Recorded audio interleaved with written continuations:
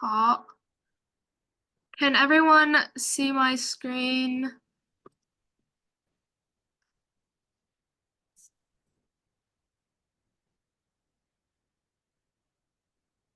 可以看见吗？Yes? 可以Yes. OK，好，欢迎大家今天晚上来我们的讲座。我们的 slideshow 有中文和英文，所以我现在开始就说英文，因为我的中文不太好。OK，好。Okay, welcome everyone to tonight's forum on elevating your well-being, catching rising opportunities, and unlocking the synergy in holistic health and eco-sustainability. Tonight's webinar will be around 90 minutes. Our experts have so much exciting knowledge to share with us, so I hope everyone can stay till the end. Thank you, GYP, for your continued support, and we're so excited to have the founders of Organic Earth and Youth Pushing Global Sustainable Development Network joining us tonight to share their story and knowledge. More on them later, but let me first pass it off to Miss Sherry to let her tell you guys more about Global Youth Philanthropy. 好的，大家好，那我讲中文谢谢阿森尼亚和妮娜来组织这个有思公益讲坛，也很高兴有思公益给像阿森尼亚和妮娜这样的优秀的青少年提供这样的一个平台。那我是有思公益的创始人Sherry 有思呢有思公益，有思就是英文 youth 的这个中文音译思也是在中文里面是你的意思，所以有思也是有你有我，天下兴亡，匹夫有责这样的一个含义我们是先后在美国、加拿大和中国陆续注册的国际组织我们是给全球的青少年搭建一个公益创新的平台，指导和支持像阿森尼亚、妮娜这样的非常优秀的青少年，他们来做一些公益影响力和社会创新的一些项目。再通过联合国的平台，让青年去参与全球治理实践，培养有利他精神和社会责任感的青年领袖和未来世界公民。同时呢，我们也因为是一家国际组织，有10多个国家的青少年在我们的平台上，所以我们也促进国际青少年的跨文化交流，连接中国和世界，助力一个更加美丽世界共同未来。Next page。那有思公益呢，就是像一个公益创新孵化器一样我们为有能力的青少年提供量身定制的公益项目和社会创新的项目的这个策划、指导和资源支持，然后孵化一个又一个的由青少年发起的公益项目，或者是成立的非营利组织。那我们是基于青少年的兴趣爱好、能力特长、他的专业和职业的方向，以及家长的意识规划愿望、期待和联合国的可持续发展目标帮助青少年量身打造这样的公益项目。那么今天的2位优秀的青少年，他们都是在有思的指导下创建了自己的公益项目或者是非营利组织。森尼亚的这个告别湿疹联盟、健康联盟就是有思公益指导和支持的一个公益项目。那么 Nina 呢是 Glad Academy 的创始人，这也是在有思公益的指导下去创建的一个非营利组织。当然，我们也有更多主题的各种各样的20多个涵盖不同领域、不同方向的各种各样的公益项目，那么都是由青少年发起的。那么这些优秀的青少年也因为他们品学兼优特别是在这个公益影响力项目中展现出的领导力和社会责任感被哈佛、耶鲁、斯坦福、麻省理工学院等等这样的世界名校所录取。所以有思也是一个非常好的这样一个优秀青年的一个平台。好，下一页。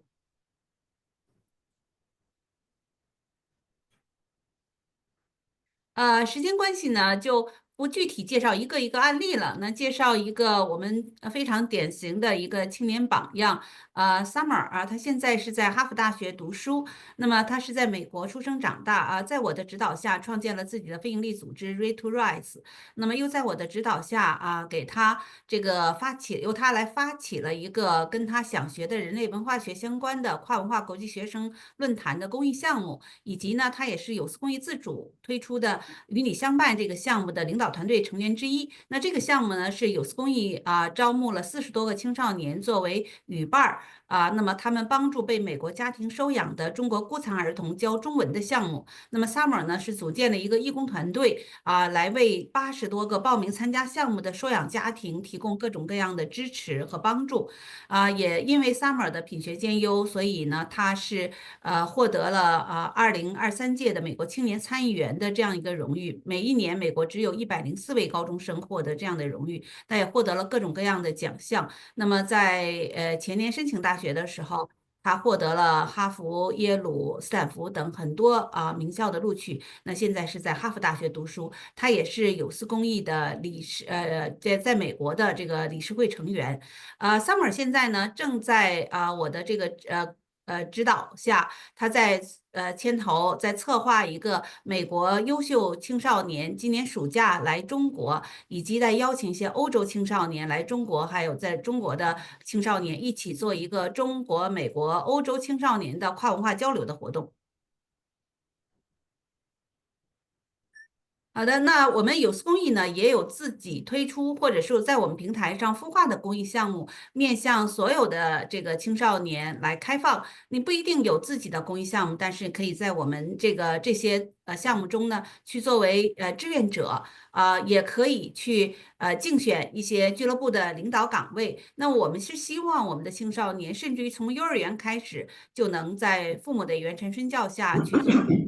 通过做公益，对社会和世界产生更多的认知，关注联合国的可持续发展目标，通过自己实实在在的行动，为社会带来改变，为他人带来帮助。在这个过程中呢，激发我们青少年的成长内驱力，然后再通过和全球的青少年一起交流，去培养全球胜任力。所以这些项目呢，都可以欢迎我们的全球各地的青少年来报名参加。包括像Zenia 和 Nina 的这个 Glad Academy，还有这个告别湿疹健康联盟，也都是在不断的在招募会员也是开放一些领导岗位给我们优秀的青少年来参加。然后下一页。好的，那有思公益呢，也是因为联合国也特别重视青年，联合国有青年2030的战略，希望18亿10岁到24岁的青年在推进世界和平、安全和可持续发展的进程中发挥作用。所以呢，有思公益也积极响应联合国的这个青年2030的战略。所以从2023年开始，我们陆续带领青年参加了6个联合国会议。那么包括我开场的时候播放的2个是联合国未来峰会和联合国人道会议。那我们也有联合国气候大会、联合国海洋10年的会议以及联合国青年论坛。那么在这些会议中，我们的青少年还不仅仅是观摩会议，他还会在我们跟合作伙伴平兰基金会共同组织的编会中去担任演讲者、青少年记者、策展人这样的一个角色包括 Zenia 在前不久的联合国未来峰会就做了一个精彩的演讲。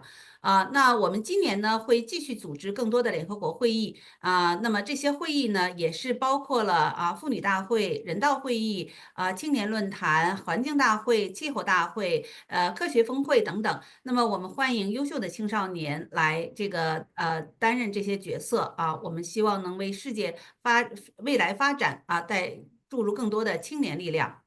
那今天在几位嘉宾的演讲之后呢，我会再继续介绍一些我们过去的一些会议，然后以及我们正在招募的联合国人道会议是在今年的3月24号到28号在瑞士日内瓦举行，现在正在招募青年代表。那么今天在各位嘉宾分享之后在互动答疑的之前，我再会利用几分钟的时间再介绍更多的信息。那欢迎大家呢来关注和报名参加。然后我们放一个下一页的二维码哈，就是大家可以扫码来关注有思公益的公众号，或者是扫码添加微信。我们邀请你加入到有思公益的社群，在我们的社群里边也会及时的发布各种各样的像我们这样的讲座、各种各样的公益活动、公益项目联合国会议的招募信息欢迎大家来关注。那当然也可以在我们的公众号查阅到更多我们既往会议的一些回顾，以及现在的正在进行中的一些项目的介绍和招募的这个信息。好的，那我今天的介绍就到这里。谢谢, Miss Sherry. Thank you, Miss Sherry. I hope everyone had enough time to scan the QR codes. Maybe take a picture if for later. All right. Okay. Here's the rundown of tonight's webinar. Nina and I will be sharing more about Goodbye Eczema. Then Mr. Darren Moore, Urasan, and Ms. Damping, the founders of Organic Earth, will share their company's environmental, social, and governance sustainable actions. Then Mr. Wu Tao, founder of Youth Pushing Global Sustainable Development Network, will give his insight on new careers and entrepreneurship in ecological civilization. Then we will have a panel session with our guest speakers. And lastly, we will open the floor for any Q&A from everyone. So if you have any questions, write them down or send them in the chat and we will answer them at the end. Okay, quick introduction from our current team. I'll go first. Let's go in order. My name is Athenia Liu. I'm the founder and co-president of Goodbye Eczema Global Health Alliance, and I'm a high school junior studying at LaGuardia Arts High School. Yeah, thank you, Athenia. And hi, everyone. I'm Nina Zahn, and I'm the co-president of Goodbye Eczema Global Health Alliance, and I'm currently a junior at Naperville Central High School, which is in Illinois. Hi everyone, I am Victor Lai and I am a senior at LaGuardia High School, and at Goodbye Eczema, I am the health research lead. Hi everyone, my name is Angela Ren and I'm a junior at LaGuardia High School and I'm a community manager. Hello, everybody. My name is Haliza Hoffman. I am also a junior attending LaGuardia High School in New York City, and I am the marketing content manager for Goodbye Eczema. Great. All right, great intros, everyone. Thank you. Okay, let me share a little about how Goodbye Eczema was created. So this was me 4 years ago when I was 12. A little scary, right? So I developed severe eczema during the pandemic, and I never had any eczema symptoms growing up. So flaring up everywhere and my skin becoming red and scaly in such a short amount of time was frightening and very confusing. I tried both Western medicines like steroid creams and Eastern methods like acupuncture, cupping, herbal stews, but all didn't seem to work. My skin was actually getting worse. So my mom decided to throw out all the creams and stews and focus on naturally healing. And I only saw real improvement after focusing on lifestyle changes. And through trial and error, practice, and continuous research, we found 7 key areas that by improving related habits, my body holistically healed internally and externally. And my eczema now is completely manageable. So this was like my light under the tunnel. At the end of the tunnel, I had felt so hopeless, but overcoming this journey and finding the eczema community made me realize how many others are also battling this condition, going from medicine to medicine. So I founded the Goodbye Eczema on Facebook back in 2021 to share stories, articles, and new knowledge on holistic healing.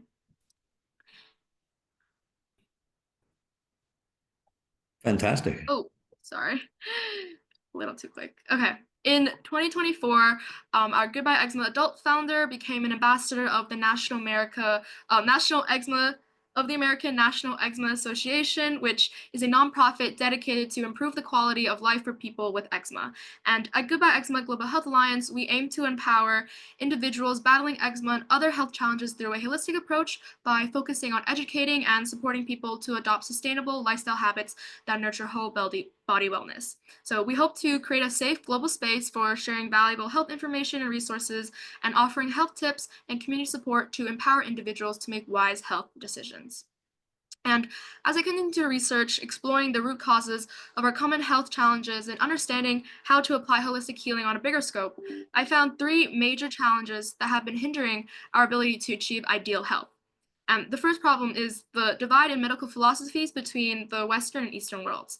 So while Western medicine focuses on symptom-based treatments that don't necessarily address the root causes, traditional Eastern medicine is intuitive-based and emphasizes personalized treatment targeting direct causes. And although more research is needed to combine these 2 methods, they are supplements to each other, creating balance between homeostasis and harmony. For instance, naturopathy, a holistic system that uses natural methods to promote health and wellness, is becoming more popular. It blends science and facts with direct natural solutions. The second problem is the continuous and aggressive modernization of our society that has led to increased sedentary lifestyles, unhealthy dietary and life habits.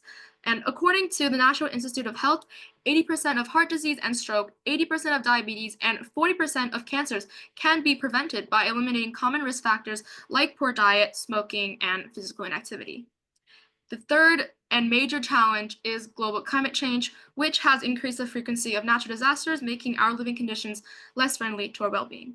So to combat these challenges, we need to focus on more proactive and preventative solutions that empower individuals to take initiative from their own body and mind to their daily habits and living environments. Remember the 7 components I mentioned before? Well, with more research, we developed the 7 holistic lifestyle habits model, which includes mind and spirit, skincare, diet, hydration, nutrition, sleep, exercise, stress management, and environment. We aim to cover not only the ins and outs of an individual's well-being, but also how healthy and productive people and communities can join together to create a more positive impact. This is also why we've expanded into Goodbye Eczema Global Health Alliance, which includes a Facebook group, an Instagram and YouTube presence, and a WeChat community. The summer of 2024, we ran a 60-day health habits challenge, and each week focusing on one of the 7 components. And each week came with a goal and a certain action to reach that goal. So for example, week 1 the goal was to improve your mind and spirit, and then there were 4 actions that you could take. For example, reflecting on who do you want to become in the future, creating positive affirmations, continuing to stay curious and learn new things, and then of course, inviting your friends and family to join. And every week was a similar format, one goal and a few actions to reach that goal. Quickly slide through this. And this is all on our Facebook, Instagram, and WeChat. And then the 8th week was incorporating all the components and then continue them in your daily life. And then these are some personal photos that I took during that period of the challenge. So, always exercising, eating a balanced meal, breakfast, lunch, and dinner, and choosing certain products like lotions that were good for my skin and that didn't contain any steroids.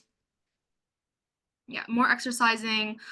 For my family, we have been drinking boiled water for years, so we have completely eradicated the need for plastic water bottles in our household. We just drink warm water, which a lot of my friends make fun of me for, but it's healthy for you. Okay, yeah, some more pictures. I love swimming and I practice badminton outside of school. Yeah, some more pictures. All right, now I'll pass it off to Nina and let her tell you a little bit more. Okay, thank you so much, Athenia, for that amazing introduction. I really liked hearing about your journey, and I'm really inspired by you every single day. And we're so lucky to have you as one of the co-leaders of Goodbye Eczema. And I'd also just like to have a quick shout out to GYP and the amazing guest speakers today. So thank you so much for supporting us. And yeah. Okay, so for this 60-day health challenge participant picture submission, it's basically where we had many of the members of Goodbye Eczema submit photos of their actual real-life health journey, where they would engage in healthy eating, exercise, etc. So as Athenia goes through these slides, you can see that all of these are real photos that are submitted to us by our followers and other members in Goodbye Eczema. And so as we scroll through these photos, I really can't help but feel inspired by each of them. Because from these vibrant, nutrient-packed meals to calming self-care routines and active lifestyles, I feel like that these images reflect not only their dedication to health, but also their resilience in embracing the journey of managing eczema with grace and strength. So at Goodbye Eczema, what makes us different is that we believe that wellness is more than just skincare, it's also a lifestyle. So we like to add sleep and also diet and other things that are outside of just your skin into our 60-day healthcare challenge. And you can also join us for our bi-monthly e-magazine. So we basically post these monthly e-magazines with many articles that are compiled by the Goodbye Eczema board for these different types of things, such as can tea soothe symptoms of eczema, and also things such as taking care of mental health, which can help with eradicating eczema. Yeah, so we also have more health-related information that we often post both on many social media platforms like Facebook and WeChat. And so this has really made a large difference in many people's lives because they spread information about eczema. And so, yeah, we have many future projects that we plan to do. For example, Art for Health.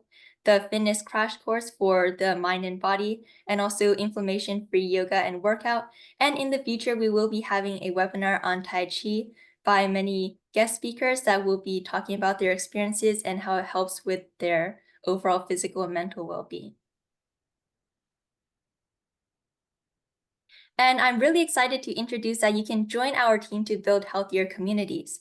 So first, you can apply for being a city health director, where you basically share health resources and organize activities in your city or just your overall community and your location. So you basically work in your specific area to make a good impact to spread it to a global audience. And number 2 is community manager, where you share resources and health activities in your communities to help people improve their health and life quality. And last but not least, we have the social media manager, where you focus on content management and online communications. You make an impact on social media and like Facebook, Instagram, WeChat, and YouTube. And yeah, so thanks for listening to my section of the presentation, and make sure that if you have any questions or would like to join, you go to Spring Magic Life, which is the WeChat contact ID, and make sure to follow our Facebook group, which is Goodbye Eczema, our Instagram, and we also have a YouTube channel where we have a few videos of what we do, so you can check more out on that. So yeah, thanks everyone. Thank you, Nina. Yeah, make sure take the picture to join our community. Yeah, take a picture so we don't forget. And I hope we have people interested in joining our mission as we continue and to learn and grow together. And if you have any more questions, hold on to them until the end when we have our Q&A. All right, now let's welcome the founders of Organic Earth, Mr. Darren Moore, San, and Ms. Dan Ping to share their story and knowledge on ESG sustainable actions.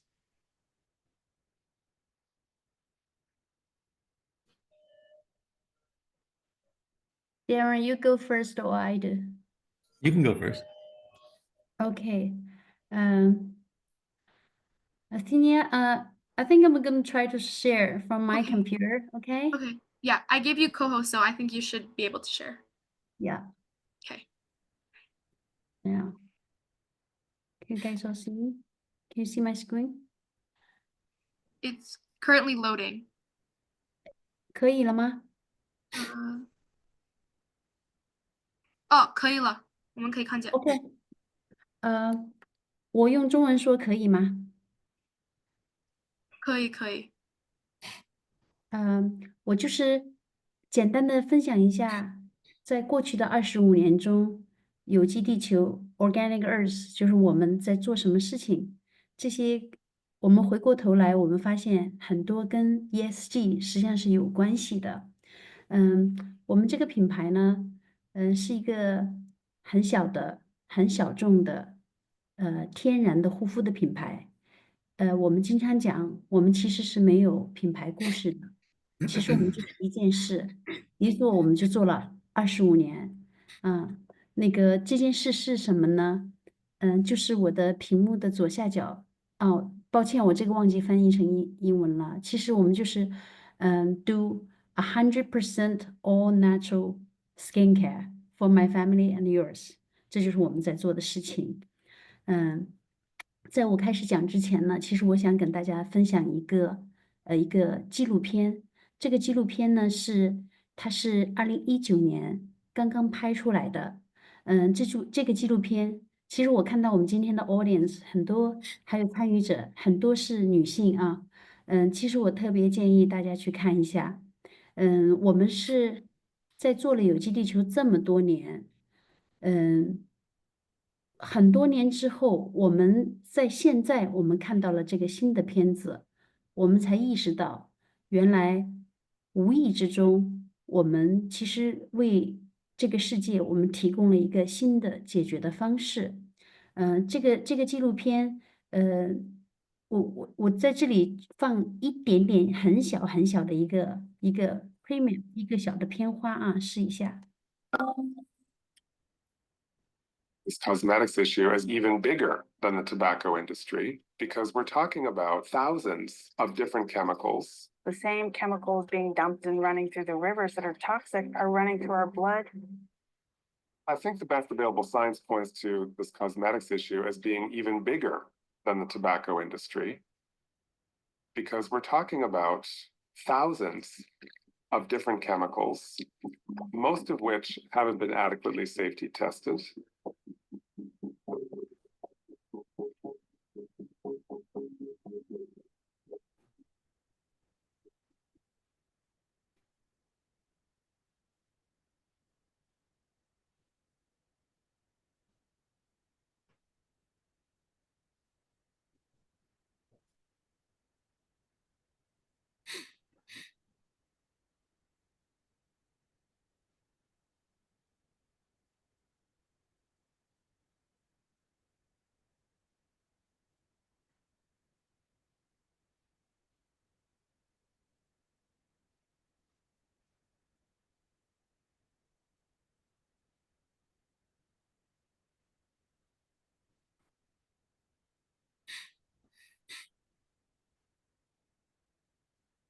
Some of these chemicals, millions of children will be harmed before we actually decide whether it's toxic or not. Skincare, hair, feminine care products have been associated with reproductive problems, ovarian cancer, preterm birth, mercury poisoning, endocrine disruption. The cosmetics industry comes back with their own science and they say just a little bit of a cancer-causing chemical, you have no way of knowing what's in your product. Wealthy, big corporations don't allow regulations to happen, who allow people to be harmed. In cosmetics used by women in this country every day, 125 ingredients suspected of causing cancer, and the list goes on and on and on. Chemicals are not like people. They're not innocent until they're proven guilty. Unless we do bring these chemicals under better control, we are certainly headed for disaster. We don't want to wait 60 years to find out that some chemical we use in hand lotion is causing breast cancer.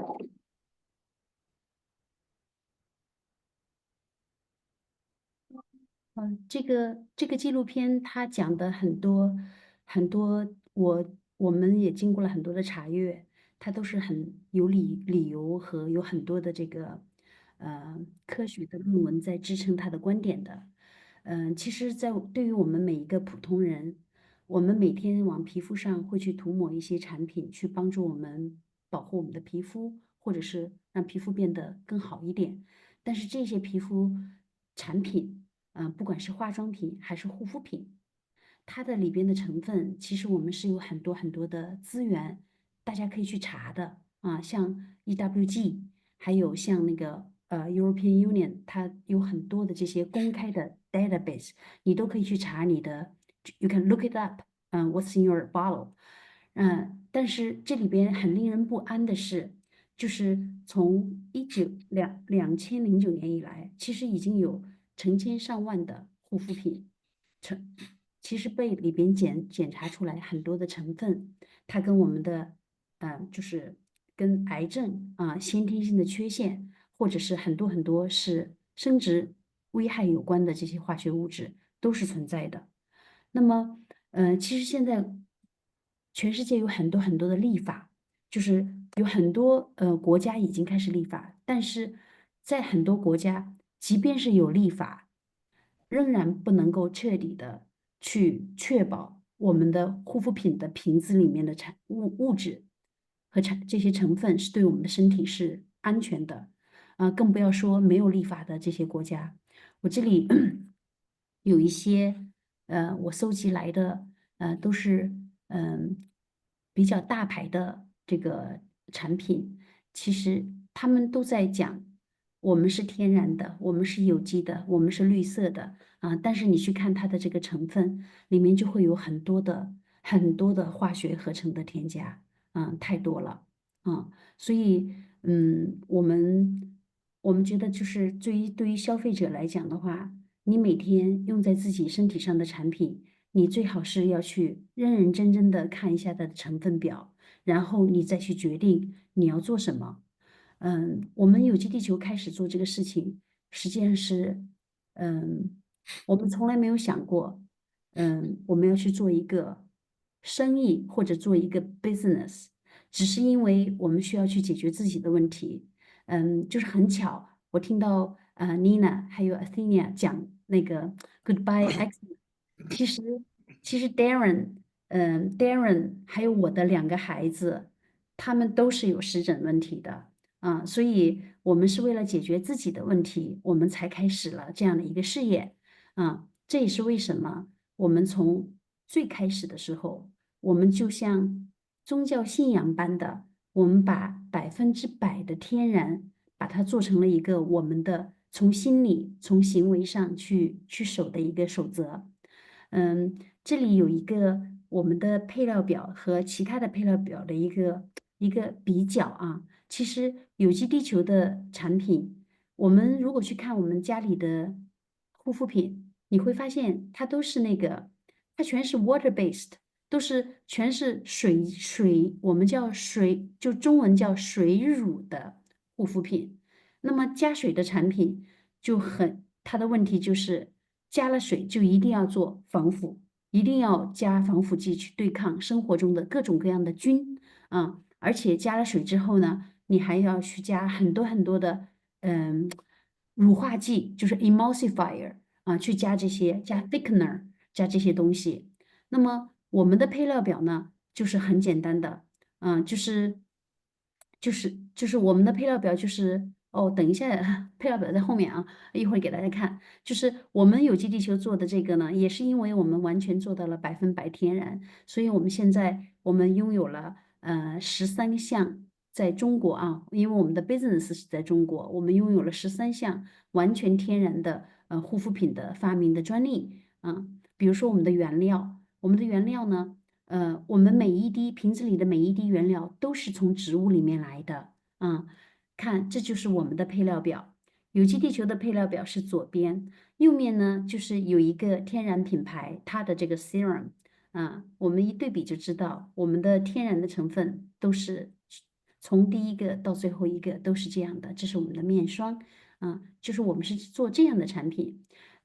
比如我们的原料，我们的很多原料就是有机种植的比如说我们的其中一个原料是叫椰子油 （coconut oil），这就是我们的那个供应商他的这个 plantation，它的照片就是它完全是一个森林体系，就是椰子树就是在自然的一个非常非常多样化的环境里去生长的那么我们因为我们用这样的天然的原料、植物的原料，我这个视频我就不播放了我在这里我把它做了一个截屏，就是你看我们过去的院子，就是有机地球的那个第一个生产的基地，我们在春天的时候，我们种下了很多很多的小树，很小很小的树，然后经过了很多年，经过了大概11年的时间，我们的树都长大了。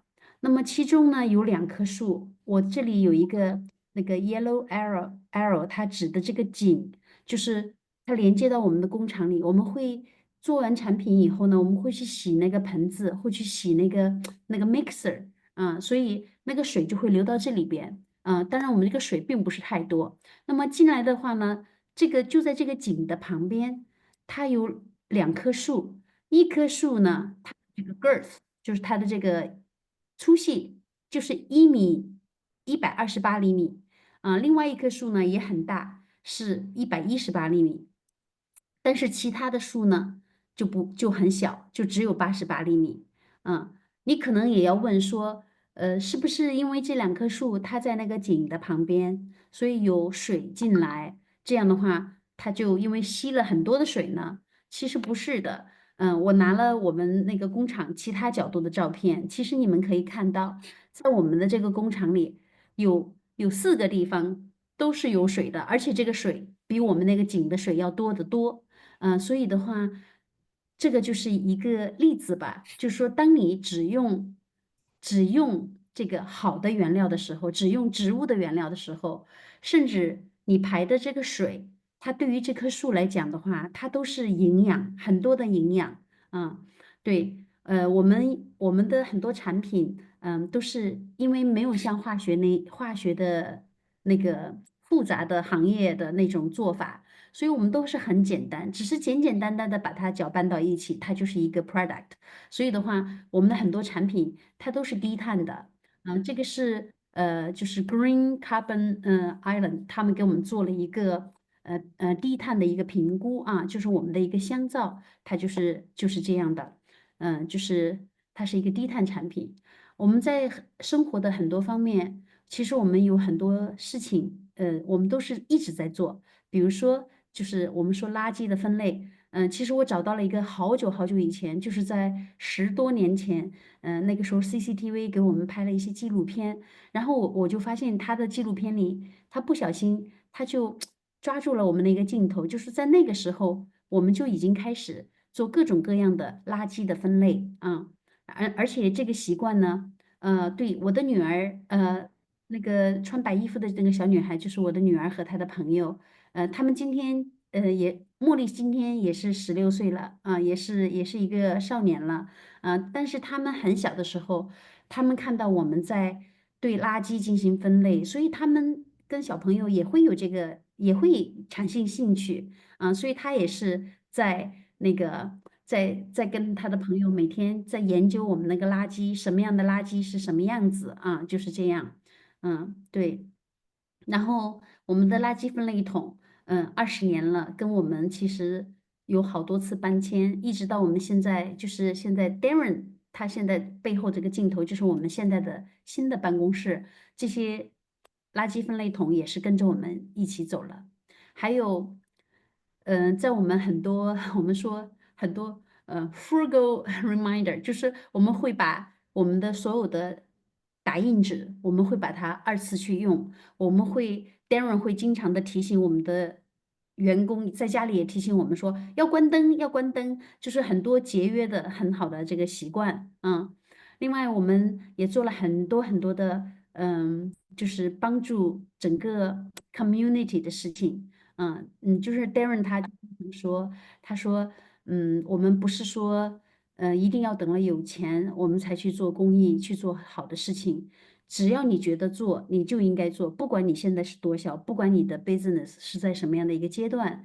所以这些年呢，就是我们就做了很多很多的捐赠，我们带着盲人朋友啊去参观我们的工厂，还有艾滋病的他们的这些就是我们叫遗孤啊，就是他们的爸爸妈妈因为有了艾滋病，所以这些孩子没有人照顾，我们就带他们去我们的。就是欢迎他们到我们的工厂去参观。我们也会对，因为我们在一个郊区的地方，那个工厂早年，所以我们也对我们周边的这些老人们，我们去给他们送去一些产品，去帮助他们啊，因为他们很多人的皮肤，很多人皮肤的开裂啊，脚的溃烂，都是因为用的这个产品帮不到他们啊，是这样。我们做很多很多这样的事情啊，对，每年做很多很多这个，另外呢，我们也会带着我们的员工去看一些环保的电影啊，就是去影响他们啊。这里还有一个小的，看别人。担心的地球生理怎样，那下身体怎么样？那现在的空气不好，处理不好，水不好，那个是大的问题。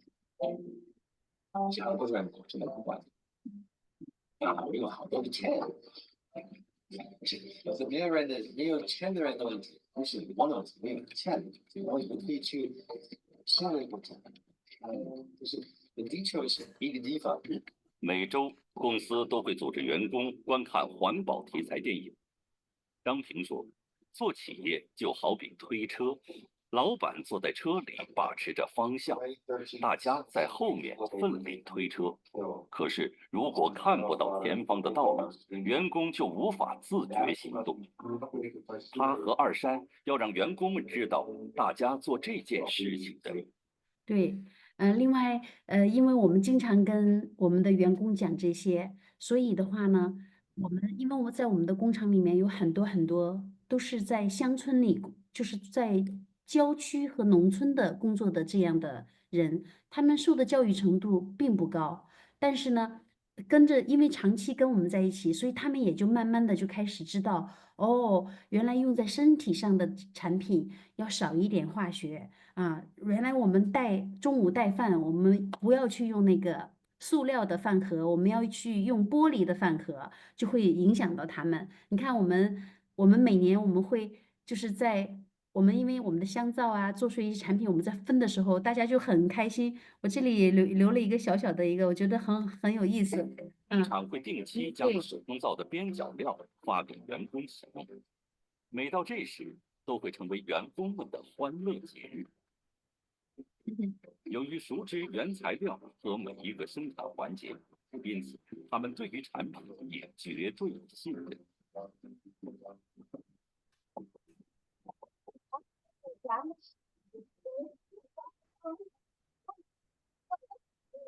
对，就是这些，另外我们的员工，其实有很多都是女性，而且我们的常年的员工特别特别的多，现在都有20年的员工了，还在我们的公司啊，然后很多人来有机地球的时候，她还是一个小女孩，然后在我们这里变成了妈妈，变成了1个孩子的妈妈，2个孩子的妈妈。然后等他们生完孩子还想回来工作的时候，我们还有工作在等着他们。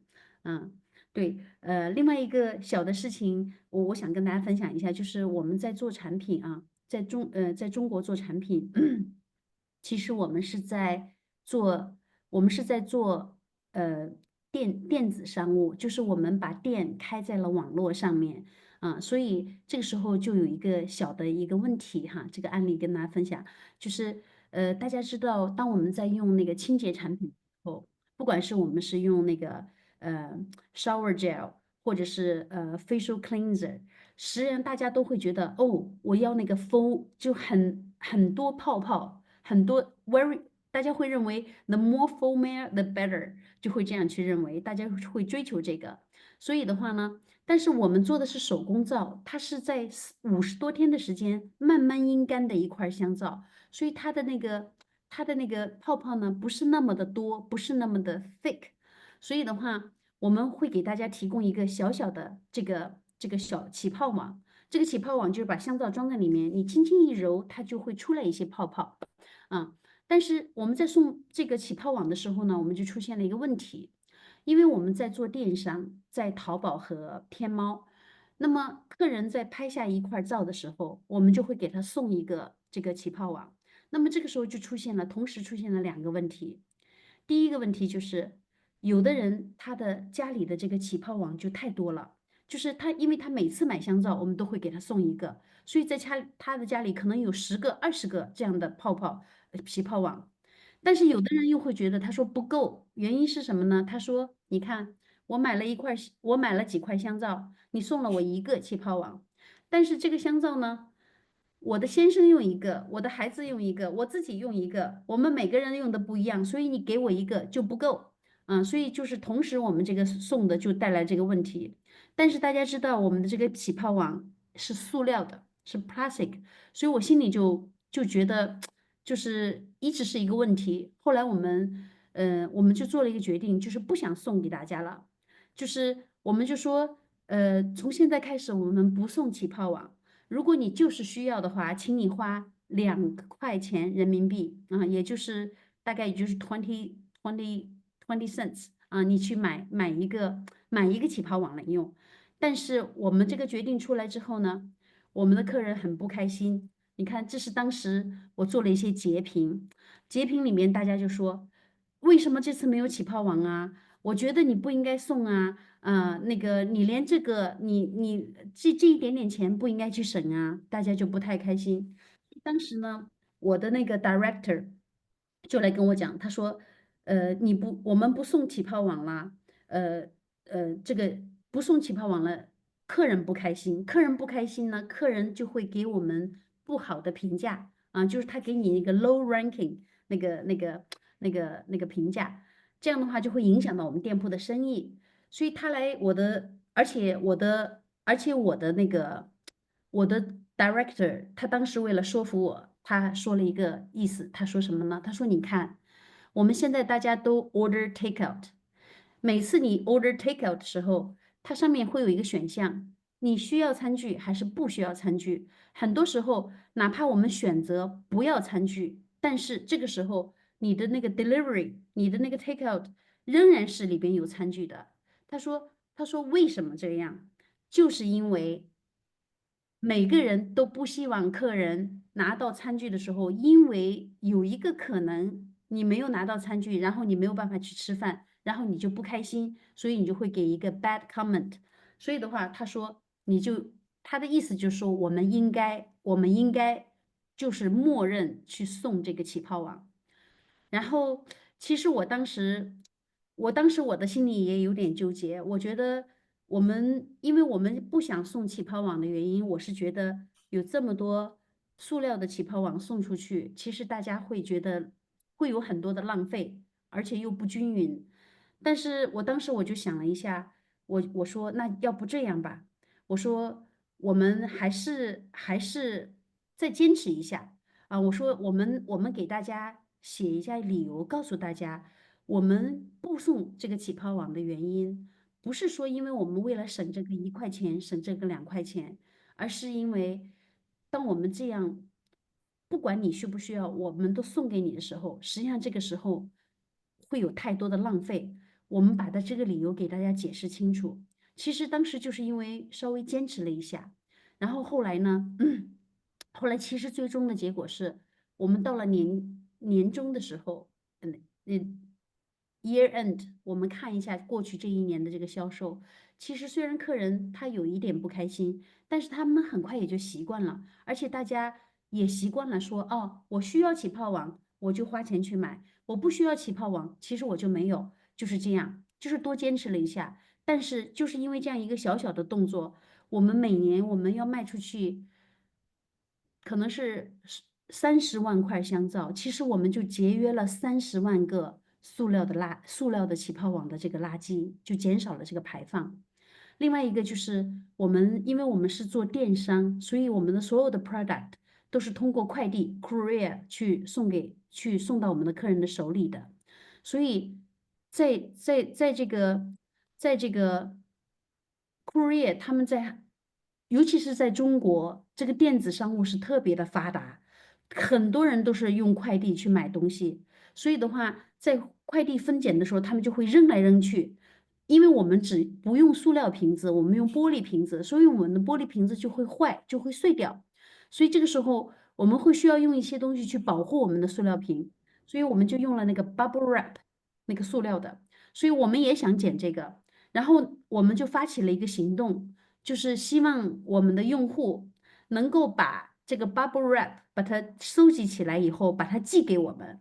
寄给我们之后呢，我们给他10块钱去补贴他的运费。但是这个行动出来以后呢，实际上是非常非常的不成功的，非常的。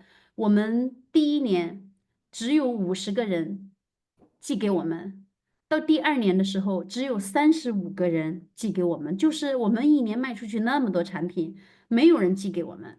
所以后来我们就做了一个事情。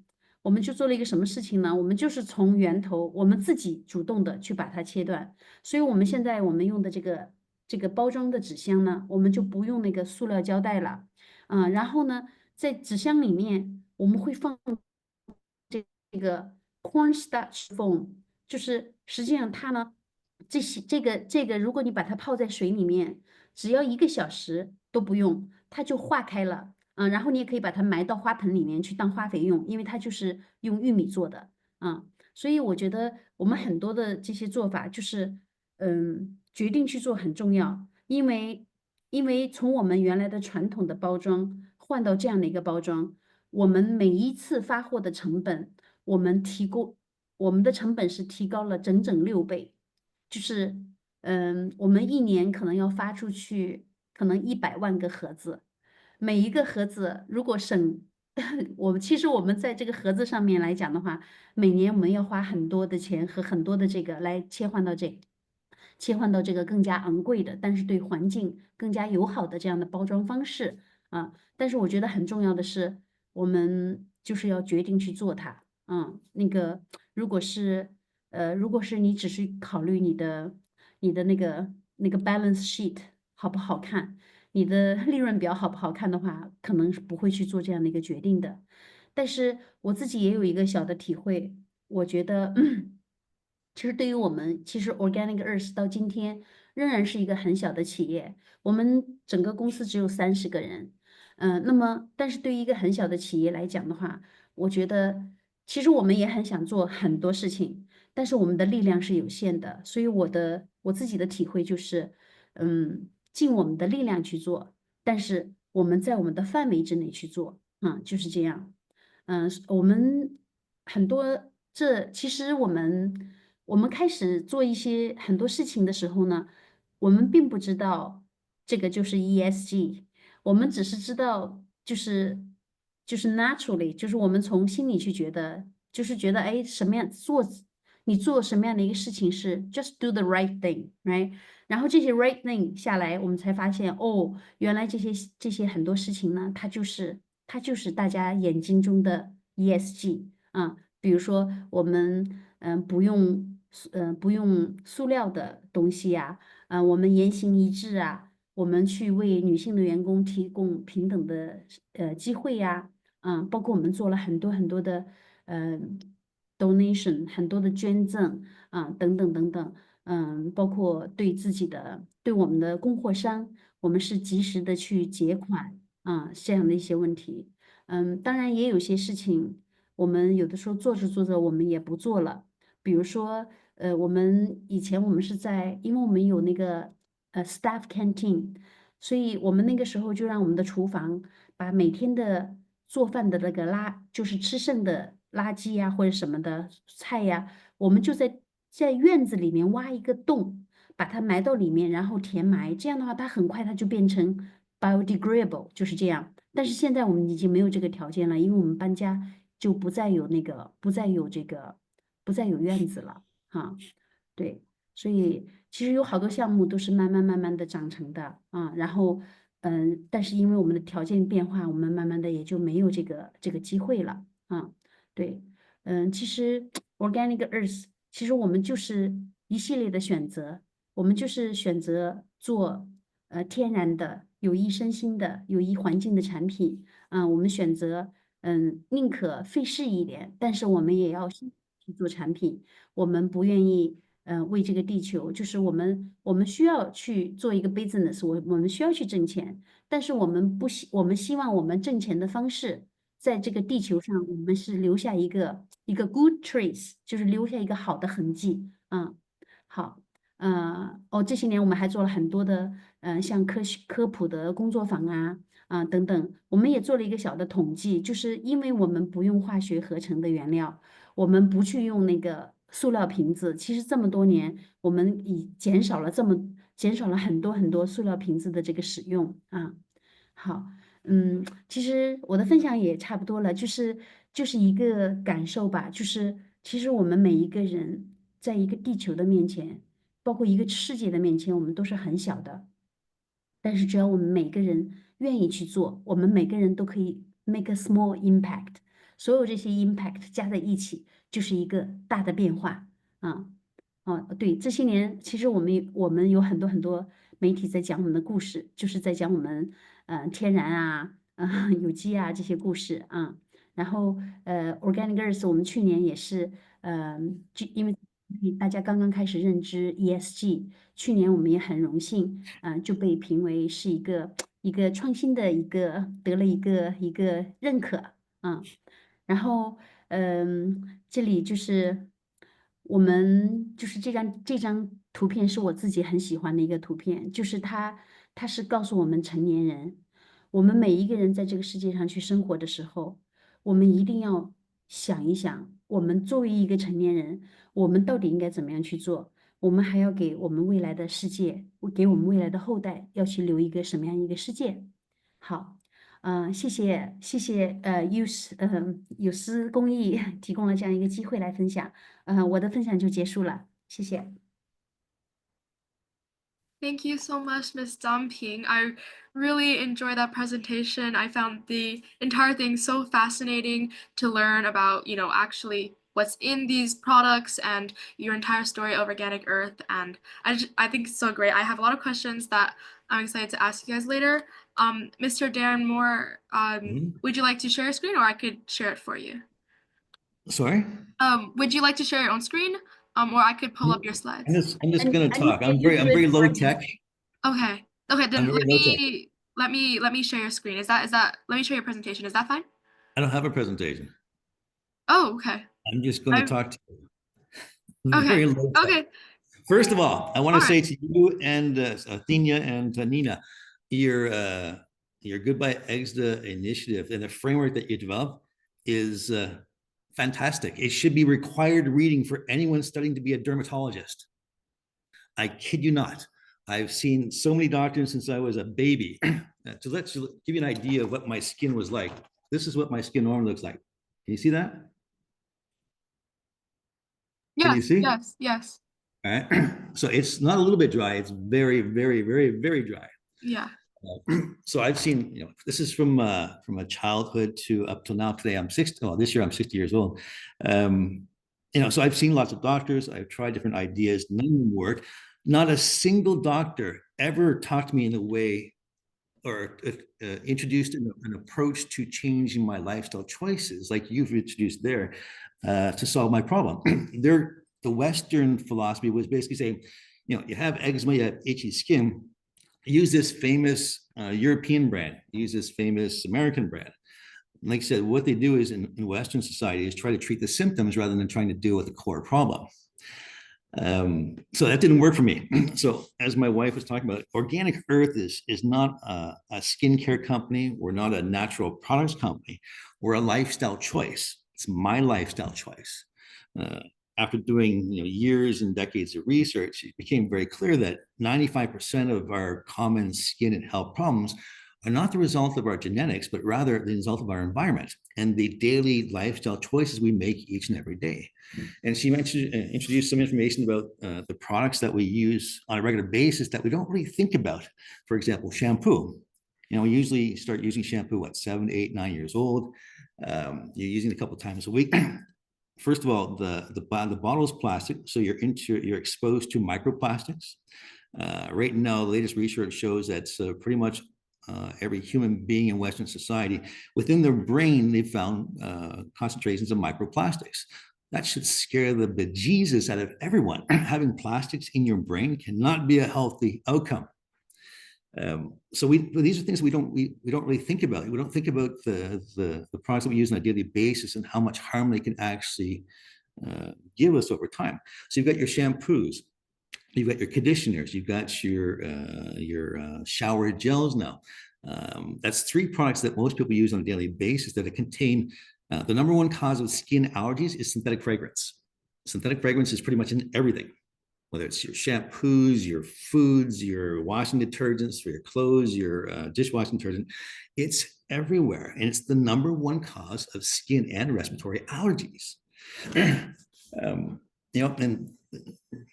many years ago, no one talked about this sort of thing. Nowadays, with the advent of social media and young activists like yourselves, the message is getting out there that we need to seriously look at how we interact with our environment and the choices that we make on a daily basis. And just by making small changes to our choices, we can have big effects over time. Even in terms of, forget about the impact on our health, but if you look at the impact on the planet, something like more than 2 billion metric tons of dishwashing detergent is flushed into our systems every single month. You got another 2 billion in shampoos. You have another 2 billion plus in washing detergents for your clothes. Simply changing a purchase choice, going from a synthetic detergent-based washing sort of product to a natural soap, for example, can eliminate billions and billions of metric tons, billions of metric tons of toxic wastewater into our system. And as from a lifestyle perspective, just making that small change in our purchases is not a big effect. It's not a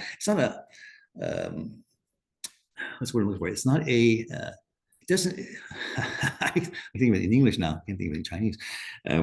Anyway, making a small change to our purchasing habits is not a great inconvenience to us to go from a synthetic detergent to a natural soap. But the effect over time and multiplied by the sheer amount of people on this planet can be huge. All right, so the whole ESG movement, and everyone's talking about new technologies and carbon capture and all these things, and they're all great. But they won't stop global warming, because global warming is not caused by governments. It's not caused by companies. It's caused by consumers and the choices that we make each and every day. If we want to solve the problem, we've created this problem as consumers with our purchasing habits. If we really want to solve the problem, we have to change the purchasing habits that we make, or purchasing decisions that we make. And I said, it doesn't have to be this 360-degree turn overnight, because there's no, a 100% organic lifestyle. Let's be honest here. That's pretty much impossible in today's environment, unless you're going to live, completely isolated from the rest of humanity. Plastics are endemic in our society. Microplastics are endemic in our food system or our water system. But we can limit those exposures with some very simple lifestyle choices. And this is really the mission of Organic Earth. Yes, we make natural products and we solve a lot of skin problems, whether it's eczema or other types of issues. But the message that we try to promote through our social media is that it's a lifestyle change, right? And we talk about, like you said, in your Goodbye Eczema framework, is exactly what we're talking about. It's stress, it's diet, it's sleep, it's hydration, it's polluted environment, it's the personal care products and the types of packaging you use. All these things together impact your health. That's why seeing you put this on the screen there, it's just like fantastic. You guys are, how old are you guys? 16, 17, 18 maybe? Yeah, 16. Yeah. Most of us are 16. That's fantastic. I've seen more dermatologists than you can shake a stick at, and not one of them ever talked to me and presented my problem within this framework. Not a single one. So how can you solve the problem if they don't understand what's causing the problem, right? I said, most dermatologists or most doctors, their job is to treat the symptom, right? And they're not trying to cure you, because the reality is, if they cure you, then you're not coming back, they're not going to make any more money. Right? This is another problem that pharmaceutical companies. Anyway, I won't go into that discussion. That's a whole different discussion for another day there. But I really, really, really love what you guys done with the Goodbye Eczema initiative there, and the fact that you're trying to spread it to different communities and make it grow. It's just like big shout out, big hurrah for that. That's fantastic there. If you want to talk more about the specific products that you can use to deal with eczema and the packaging and whatnot, feel free to contact me anytime. I'm more than happy to share my own experiences, my own research, which I've been doing for almost 30 years now. So every single product that Organic Earth makes was not made with the purpose of making money. I am not a good businessman, nor is my wife. Every single product I've made is to solve my problems. Right? It's to treat my problems over my wife's problem, my children's problems, my parents' problems, my friends' problems. Every single product has a personal story behind it as to why I developed it. Not because I wanted to grab the latest trend and make some money. If I wanted to make lots of money, or if anybody wants to make lots of money, I do not recommend starting a natural skincare products company. It's the most difficult type of work you can possibly get involved with. It's much easier to buy stock, to invest in the stock market, or to buy real estate, or what have you. But for someone like me, who's a little bit older, as you get older, you recognize that your health is the single most important priority in your life, because no amount of money can replace health. So your health has to be good. And I said, because we're exposed on a daily basis to so many different things that are detrimental to our health, it really takes, and here's the other issue, is that with social media, there's so much conflicting information out there, people pushing their own agendas, own ideas. How do you know who you should believe nowadays?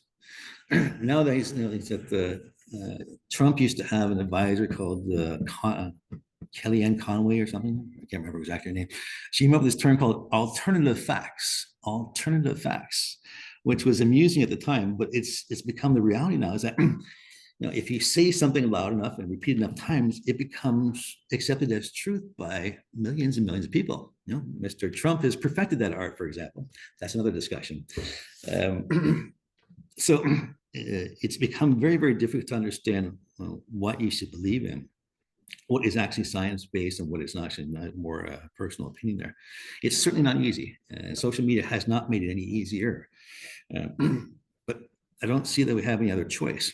If we don't take steps now to change as a species our daily interactions with our planet, with each other, then the future is going to become more and more problematic. Though Elon Musk likes to talk about colonizing Mars, not in our lifetimes. Getting there is the easy part of colonizing Mars. And talking about shielding from cosmic radiation, that's another issue. We need to fix the problems in our own home first before we decide that we're going to go and move somewhere else. Anyway, I've gone on a little bit longer than I intended here, but I think keep up the good work. I love what you guys are doing. I said that the future really is all about the youth today. If I can give you any advice as an old person, don't let anyone deter you from your mission. Right? You're going to have naysayers. You're going to have people laugh at you. You're going to have people do this and that kind of thing. If you believe in what you're doing, and it's clear that I think that you guys do, just do it. It's not really about how much money you can make. When we all have 80, 85 years about that time on this planet, right? And at the end of those days, no one really cares about how much money you had. And on your last day on this planet, you really don't care about how much money you've made since on your last day. So enjoy the ride. Try and do good as much as you can for as long as you can. And I think that we'll all be better off for it. Again, thanks again for sharing what you've been working on. I think it's fantastic. Big hearts. Thank you so much. Big hearts back to you and your wife.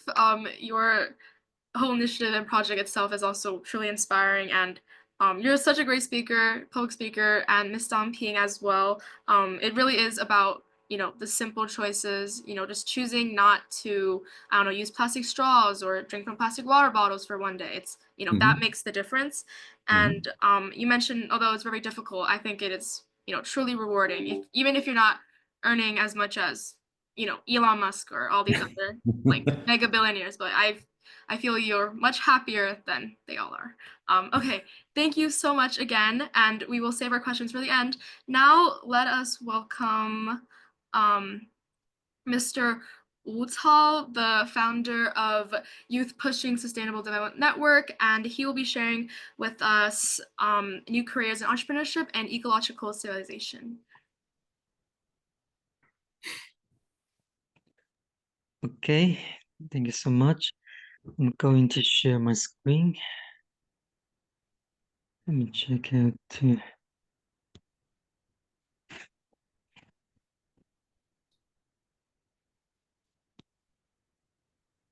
Would you like me to share it for you? I can pull up your slides. Yeah, thank you. Yeah, can help. Can you guys see it? Yep. Okay, great. Okay, Mr. Wu Cao, all yours. Okay, thank you so much for Yosi and our great friend Organic Earth, and there are many great young leaders here talking about the green business, talking about the climate change, especially global crisis. So today we are talking about the very important topic about business. So maybe you want to ask, what is about business? What is about market? Honestly, if every day we don't sell, we don't buy, we don't need anything, and okay, you can hear me, right? And the company don't ask you to buy something. So we will not have money. We will not have this much bigger the market. So this is about business. So business is helping us to connect with each other. No matter where you are, you still need something. I did a text when I was in Kunming. I lived there for more than a month alone, and we live in more than 2,500 attitude. but we don't get down to the city, and we just spend like maybe 200 RMB and to ask whatever we need. So I think we don't need that much money. But why now we need a business? Because we are living in the social life, right? But why we need to talk about the green? Because we cannot just buy the product that is make a lot of pollution. So that's why we're talking about green. But green not only means about green actions, also about green thinking. So we need to change the whole system to be eco and friendly and green system. So thank you for next. But today I want to give more time to our great friend San to share more knowledge. So I will keep share a little bit about important information with you. That is about my research. So next.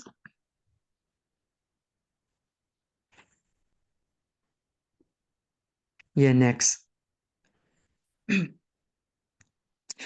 So this is about the older vision about my sharing. So always ask about question. Do you think climate change is fake or real? When I was in Azerbaijan for COP29, some young people will also discuss about this topic. Not all agree climate change is real, but some also think climate change is like politics, just like gamble, just like for the capital. You buy and sell, they need a topic to collect money from your pocket. But when we try to go to, do a lot of researches in some villages in China, we really find that climate change is real, not just fake news.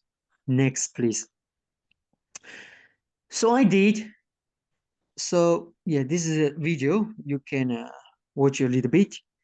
So from maybe 18th century till today, there happened a lot of natural disasters. Not only about hurricane, the flood, the fire forest. We know the fire forest happened in Los Angeles a couple of days ago, and it also destroyed a lot of houses. And like 2 weeks ago, I was in Nepal. I was in Nepal to travel Pokhara, Mustan. It's a beautiful mountain there. It's like Himalaya. And what we found is like there are few snow cover the mountain, and it should be many snow there. But when we did travel there, and the local people say the weather is changed and the climate is unstable, there are few snow, and the people cannot get more water to drink, and there are many house being destroyed because in summer there are big raining there also. So next, please. So if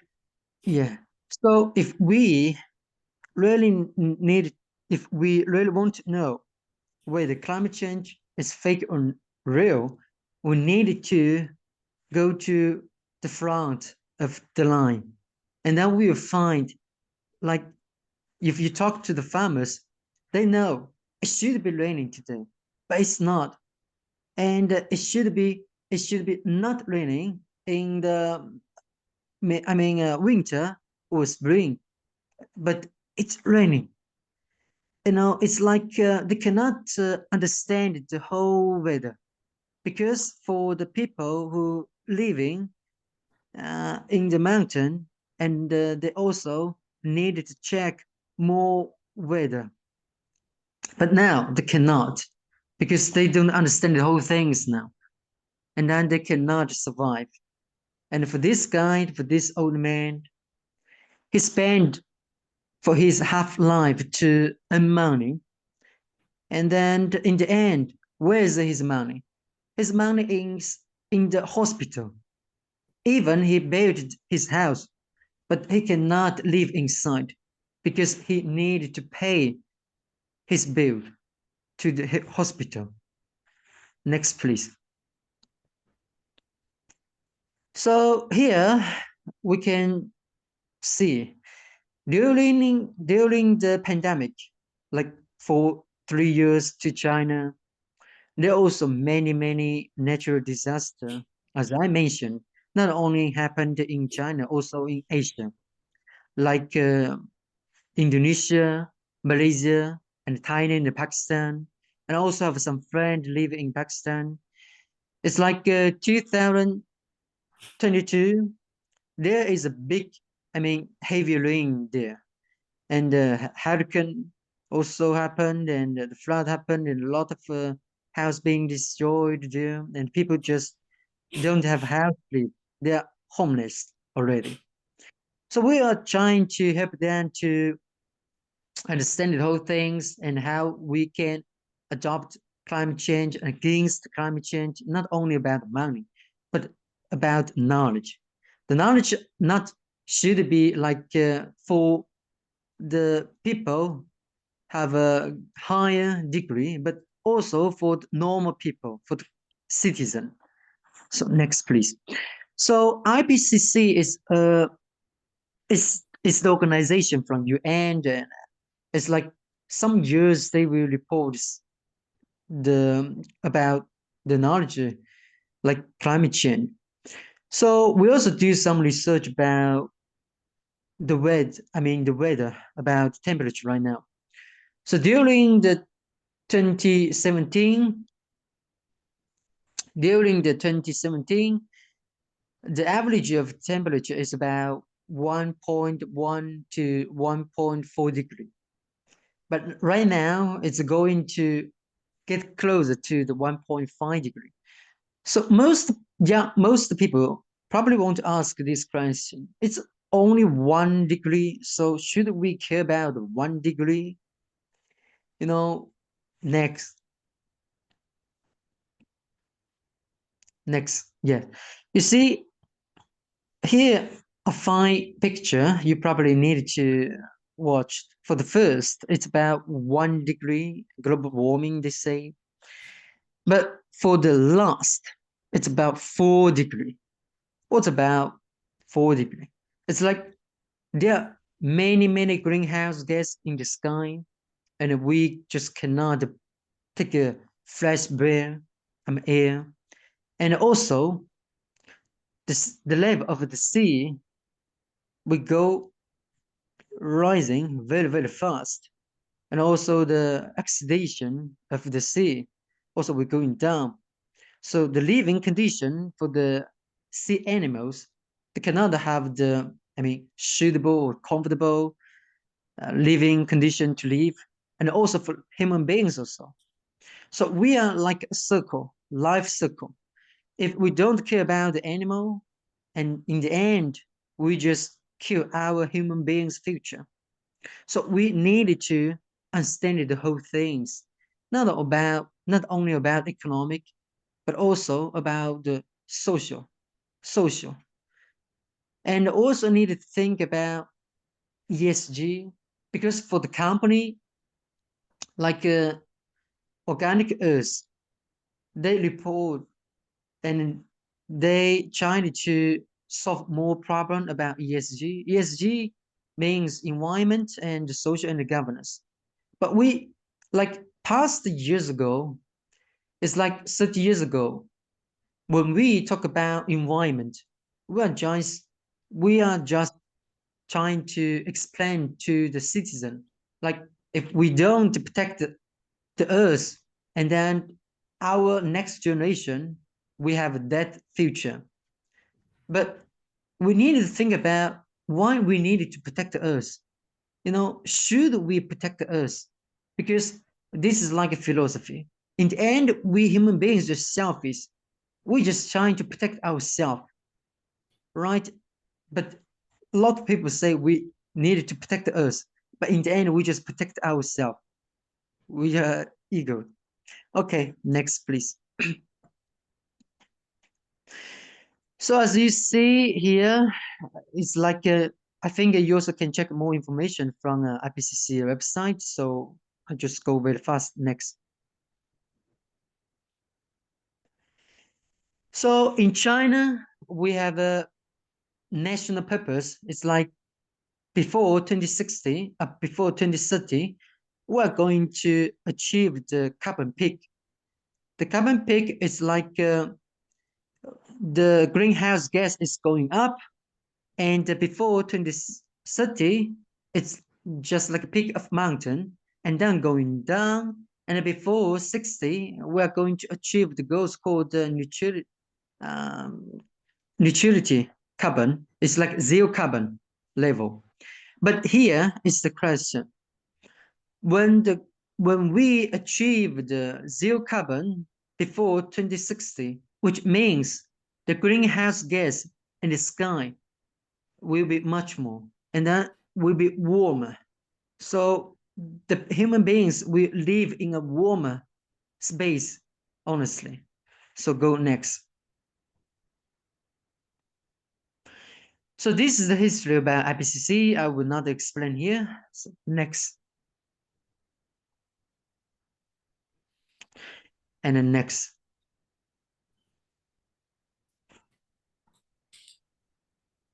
And the next, please. I will go. This kind of knowledge, I think you also can check. So next. So about green business. So our good friend, Organic Earth. We also have a cooperation about the organic soup, but we also calculate how much emission this soup emitted. So not only calculate for the first, step, also for the end. So we build the recycle, reuse, and rebuild the system for this kind of things also. So we have the calculation model for the low carbon soup also. Later I will show you the example. So for the green business, we should care about three, level. First level is about to care about the people. The second, we should care about the society. And the third one, we should care about the nature. So it's like three body: people, society, and the nature. If we just care about the people, we just care about ourselves. It's just like years ago, we just being very selfish. We just like developed countries, they say we need freedom, but they just want them to have freedom. They don't care about the developing countries. They need freedom as well. So we need to take care about the people, not only, to judge your, you're female or male, we're equal, right? So these kind of things also. But for the nature, we need to understand we are the similar body. The nature maybe is our lung or our hand also. So we are together. So next, please. Next. So here is the key information I would like to share with you. This is kind of a research about myself. So for the primitive civilization, at that time, we human beings just are very scared about nature.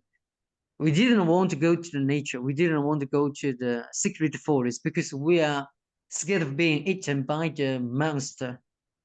So at that time, we just influenced the nature, very, very little. But during the next civilization, we call the farming civilization, in this time, our productivity is going very fast, and we can have a better life to live, and we have many foods to eat, but we still have a war, right, at that time. But from 5,000 of Chinese philosophy, we think we take from the nature and then we return to the nature. We still respect the nature very much. So we consider the nature is alive, not that. But for the industrial civilization. During this time, we human beings just very overconfident. We just think the nature is a tool, and then we take much more resources from the nature, unlimited. And then we also consider the nature is like dead. We don't think the nature is alive. So here is also a choice. So we keep the way to live like a traditional way to produce or to live, or we choose the way to be changed. Like in China now, we're talking about the economic, but we are trying to transforming the industrial economic to eco and green economic. So we choose the way to live green life, a green economy. Next, please. So here is the question. In years ago, we think the labor, the human's labor should serve ourselves. But now the labor is not serving the human beings. The labor and the common and the lot of a product and the capital, they all serve to the money. And the human beings also, we just serve to the money. We're not served to ourselves. So we are trying to build the contradictions between people and between man and nature. Here is an example that I show you. So here is a family. For the A family, who is, I mean, like rich family, every day they can eat pork and great food, vegetables. But for the family B, they are very, very poor family. And every day they just only can maybe drink like vegetable, I mean, water or something like that. But they cannot eat like meat, like yak or some other meat. But because of the climate change, and one day the place they live happened to flood, a very big flood there. So their house being destroyed. So the guy want their family to survive. So probably he will ask the family A to borrow some food to him. But the family A, they also want their family to survive. So they said, no, I will not borrow the food or some money to you. So here will happen some like fight with each other. So we take this example to a big example, like for the developed countries and developed countries. You know, just like 20 years ago, a lot of developed countries, they say, China, now you're the biggest country for the greenhouse gas now. Yeah, we have to admit, but we are trying to take more green actions like solar panels, wind power, and water power also. If you've been to Yunnan or Xinjiang, you see a lot of this kind of technology being happen. But they just calculate right now the emission. They don't calculate maybe 30 years ago emissions.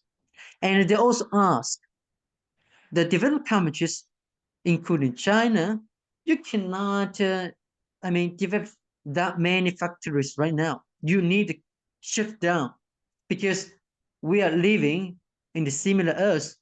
If you don't shut down, you are impacting our life.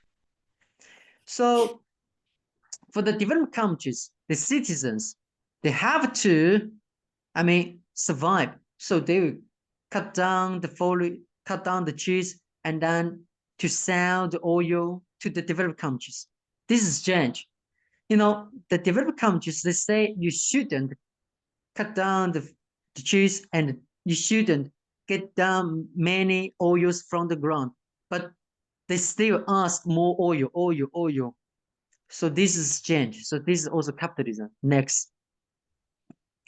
And also for the land, we think the land is like, it's like a tool for human beings and for nature to get closer to each other. And This kind of way for human beings to understand the nature. We understand the food, but now it's not, because there are many factories. They should, get more food because they need to sell more food in the market.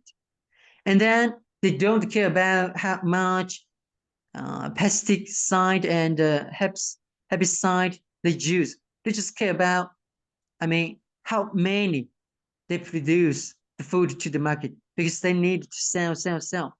And you also can ask your question.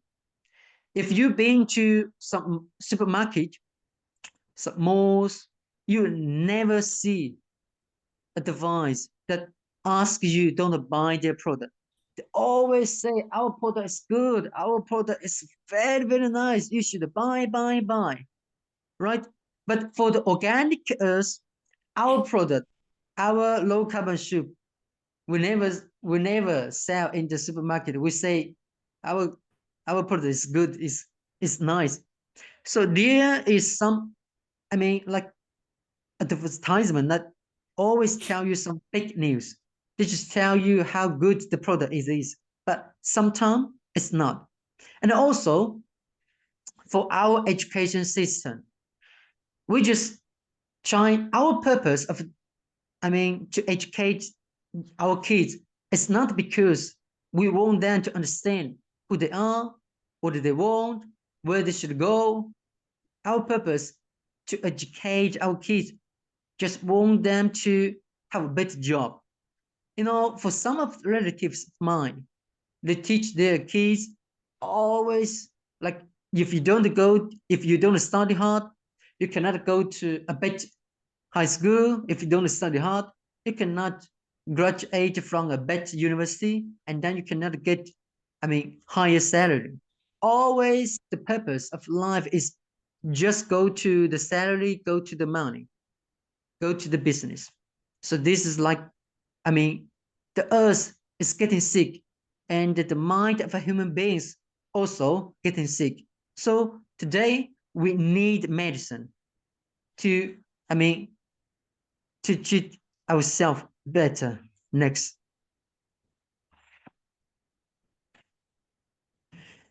So here are also some cases of green business. So for this bag is being made from 32 plastic bottle. This is a company we cooperate from a company in Suzhou, and they are trying to collect many plastic bottle and then try to squeeze and then to make this kind of a bag, and also cooperate with some green painters and ask them to put their own painters to some bags or some other suitcase. And for this topics of this painting is called "Don't Let Mother Earth Cry Again." So this is like a green painting also. Next. So we also have a cooperation with low carbon, organic company, Organic Earth, and you can see. So for the first step, we are trying to use the organic materials, and this is what Earth and they have been doing. And secondly, we will use the new energy, and then we will recycle like they use the package, right? You already see this. And then the most part of this is to calculate how much emission we create when we use this product. Next. So we also have a forum called the Youth Promoting Global Sustainable Forum each year. For this year, it's going to be 5th. So we are not only holding this forum in Chengdu, Suzhou, Beijing, and also in Xi'an also. So next, we're trying to unite many young people in China and around the world. Right now, for this forum, it's going to impact more than 5 million people in China also. Next.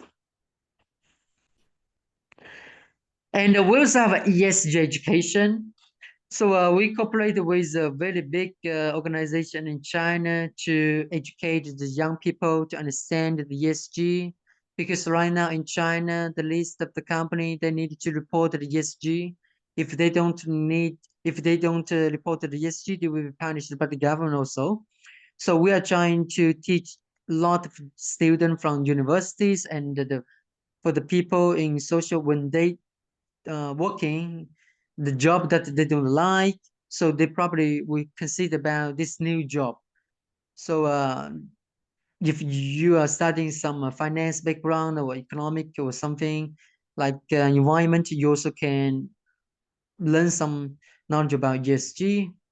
So we are teaching you how to write ESG report and how to do the low carbon product also, like calculate the model. Next, please. So this is the kind of ESG education, and we also have a website that can calculate how many knowledge you learned from this program. Next, please. And we also build the sustainable rural in Kunming. We designed this building. This is called active building, and we also use solar panels and the clean water system here also, and also bring young people to the nature and to teach them. If you just live in the big cities, if you don't get close to the nature, how can you understand the nature? How can you build the relationship between the nature? Next.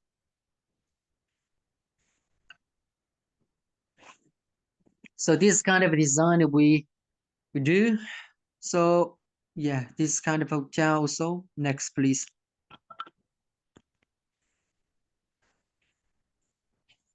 Next, please. This is like a green school and a green community. We also cooperate with some Chinese organization to make the evaluation standard. Like how can you calculate your school is green or not?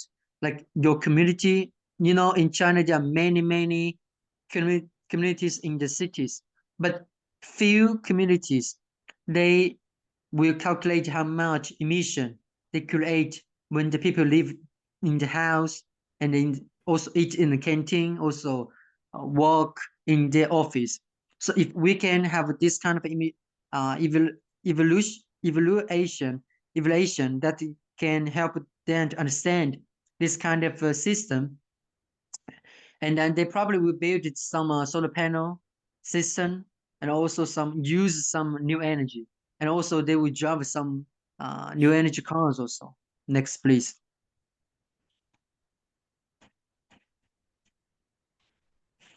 Yeah, we'll go fast. Next, please.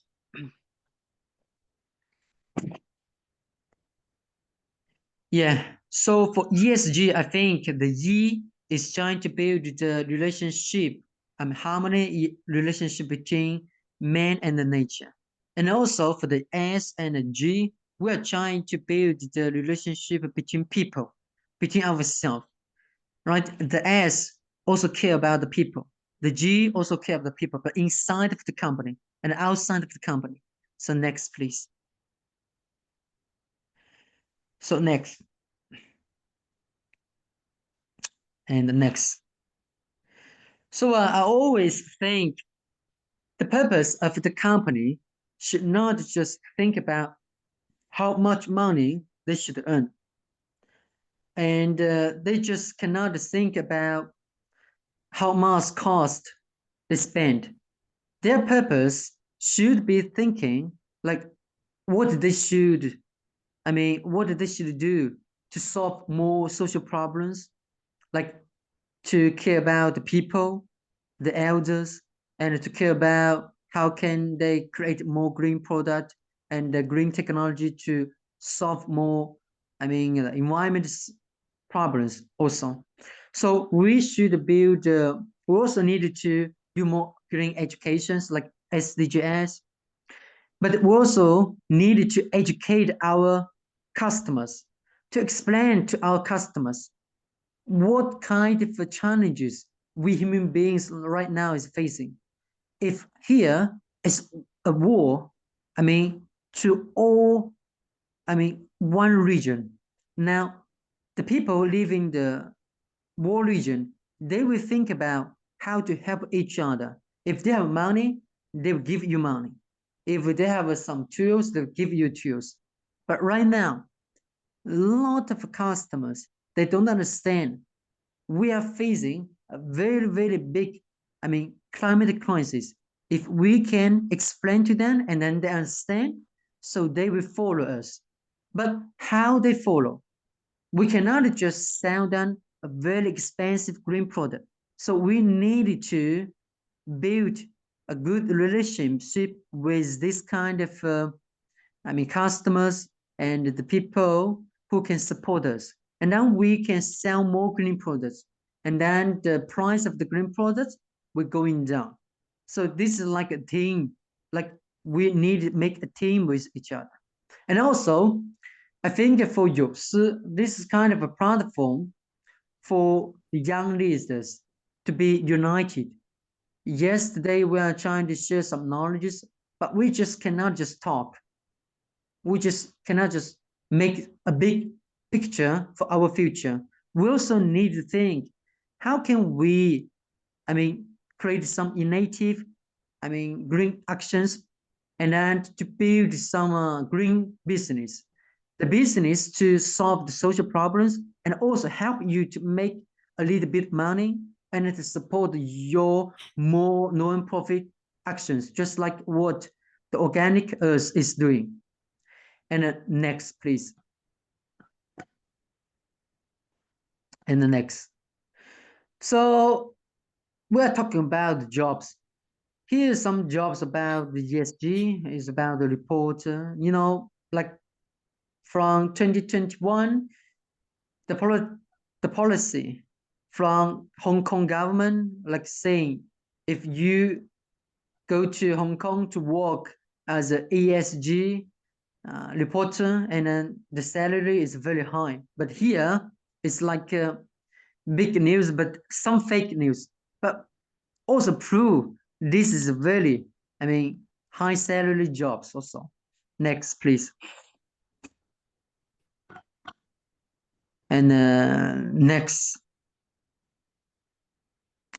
So I think I want to make the conclusion that why we guys are different from others. I think there are some people who just live themselves, but there are also some people who are living for others. But normally, they don't want to live that way because they are being leader by the money. They are not being led by love, by good relationship. And we guys, we are not only living for others, but we also live for ourselves. And this kind of life we really want. So I do really hope the young leaders can understand what you are doing and why you should do this, and how can we make more green actions against climate change, against the global crisis. Last year, I've been to more than 20 countries, and I also talked to many young leaders. They also are being scared of their future because AI is going to kill their job. They cannot find a good job. And there are a lot of wars between some countries, and the economic is not going, I mean, being great. Now it's going to worse right now. So I think we are facing the similar challenges, but how can we to help each other and to understand each other and respect each other to build the harmony society also. So let's work together, and thank you so much for this great opportunity to share a little bit ideas, because you know during this time it's my like free time to relax, and I work a lot right now, so that's why sometimes my mind is going fuck off, so I cannot pick some great words to explain. some great ideas. But I think today, our great friend, Organic Earth, they did share great knowledge with you, like many great examples, what they do and how they can recycle, reuse, and reduce their product, and then to make a better life and to the society also. So thank you so much. Thank you. Thank you, Mr. Wu Tao. Don't cut yourself short. I thought the presentation and your expression was wonderful. Clearly, you guys, although you know, you're our seniors, you guys have such great presentation skills, really great visuals. I learned so much, and I'm really excited. I hope to visit your sustainable village in Kunming because I do have some family members in Kunming. Thank you again. Now let's move on to our short interview session with the Goodbye Eczema team and the guest speakers. So if anyone wants to go first and ask a question, just unmute and ask away. I have a question. Yeah, sure. For you. Oh, okay. If you're looking for a job out of high school or university, come see me. Okay, great. I will. Anyone have any questions? If not, I have a lot. I can go first. Okay, I guess this can be for. Oh, okay, Haliza. No, you could go first, Athena. It's okay. You sure? All right. Yeah, of course. Okay. This is for Mr. Darren Moore and Ms. Dumping. I was wondering, where do you source your ingredients from, and what is like the production process, and how can you ensure? Oh, sorry. I think let me just ask one question at a time then. Where do you source your ingredients from? Okay. Darren, you go. This question for you. All the ingredients are purchased by me. The suppliers that I choose to do business with tend to be small family-owned businesses that have a rich history in producing that particular ingredient. For example, many of them are 100-year-old generational companies. And the reason why I tend to choose smaller companies like that over, say, big concerns or the flashy new companies is that in producing ingredients, much like producing good food, experience matters. These people, for them, it's not a business per se, it's more of a lifestyle for them. So they have this intimate knowledge of the environment that they grow their plants in, intimate knowledge of the production processes that produce the highest quality version of that ingredient. And this is, you can read as many books as you want, but unless you've actually done it for decades and decades and decades, it's really hard to produce top quality ingredients without experience. So that's why I tend to choose smaller ones. Now, we also tend to choose ingredients from regions that are historically well known for producing that particular ingredient. For example, you're talking about Damascena rose essential oil. Bulgaria is the world's most famous producer of that particular ingredient. Turkey is good. Iran is also good, but Bulgaria is by far the most well-known. Historically, that's been one of their biggest exports. So I tend to choose ingredients that have the right growing conditions and suppliers who have the right experience to produce the type of ingredient I'm looking for. I don't make decisions based on the cost of the ingredient. It's based on the quality of the ingredient, because every single product that I make, I use. It's for me, it's for my wife, it's my family. So I'm not concerned about the cost. I'm concerned about whether or not it actually helps improve the quality of our health. So that's the first question. What's your second question? The second question, let's see. How long, because you guys are obviously so skilled and, you know, very experts in this field. So how long did it take for you to gain all this knowledge? Like, how many hours did it take? And yeah. Okay, good question. Well, if you're running your own business, then you know that it's not a 9-to-5 job. It's a 24/7, 365. You eat, sleep, breathe your business or what you're doing. To gain the experience of making a particular product, for example, it starts with understanding the problem you want to solve. I'll give you an example. You talk about eczema. Right now, there is no clear idea on what causes eczema. There are triggers, whether it's stress or diet or environment or synthetic fragrance or whatever. But why some people are more sensitive than others, why their Mesner corpuscles or their nerve endings tend to be more sensitive than other people is still unknown. But the first step in solving any type of problem is to understand what's causing the problem, or as best as modern science has identified the issues. Then you look at, okay, what can I do to alter this reaction? So if I want to stop an inflammation reaction, I need to understand what's happening from a biochemical standpoint, and then what types of compounds can alter that reaction, alter that outcome so that I produce a more reduce inflammation, reduce itchiness, et cetera, et cetera, et cetera. So this process to do with a lot of research, starting with understanding what the problem is. Give you another example.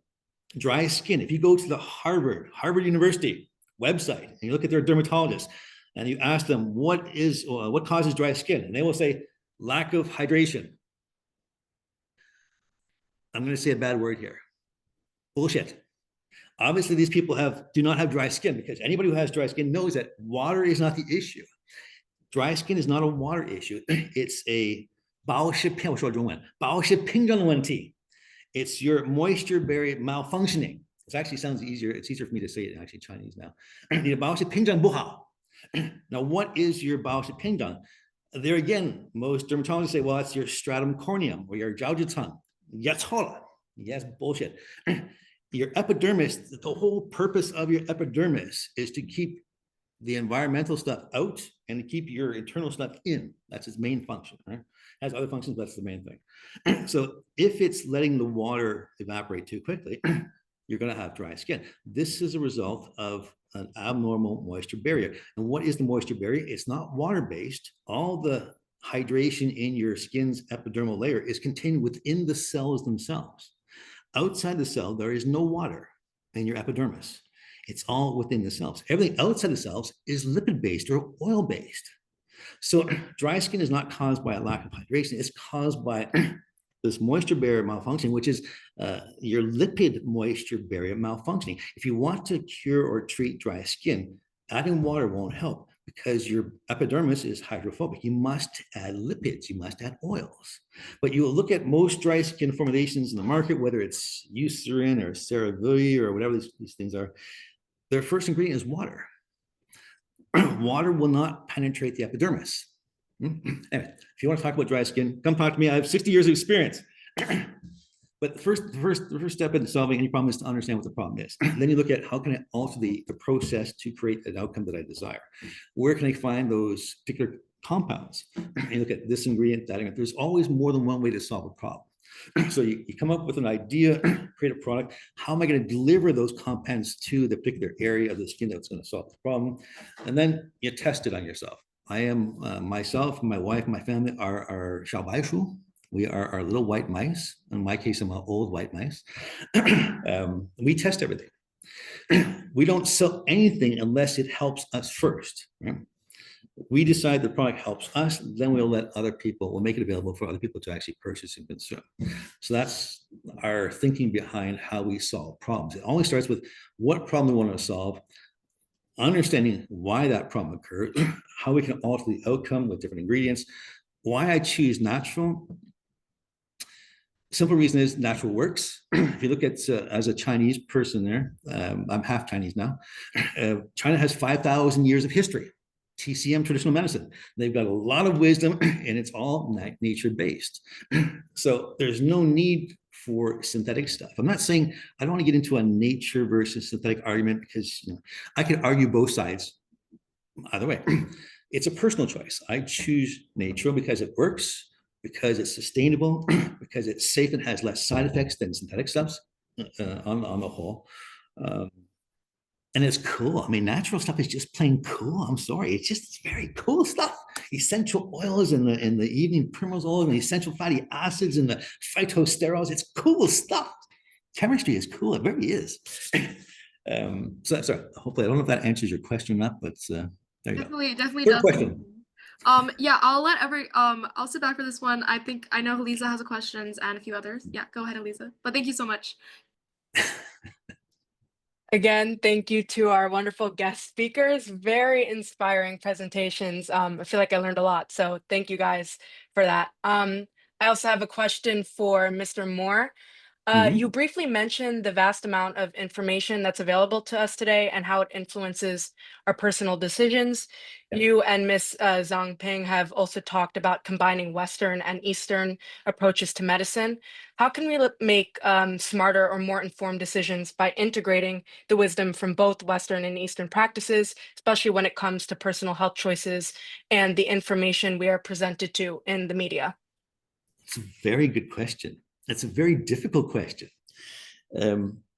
Because like I said, as I said before, what you see on YouTube or through these social influencers, my personal observation, I would say 90% of the information that's available on the internet is garbage. Right? It's not based on science. It's somebody trying to sell your product or push a particular agenda, whether it's Robert Kennedy now, who's going to be the new health czar, and he's anti-vax, and this is a guy who's had worms eat his brain. It's become very difficult for anyone, not just young people, to understand, what is real, what is not real. I would say my own personal philosophy is this: is that I found that simpler tends to be better.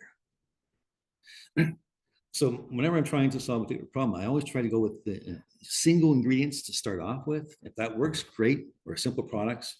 For example, I'll give you an example for treating sort of acne problems, which is very common for teenagers, right? Acne and pimples. A well-made natural soap is often all most people will need. They don't need to buy all sorts of expensive preparations and skin toners and all this other stuff that the brands would like you to have.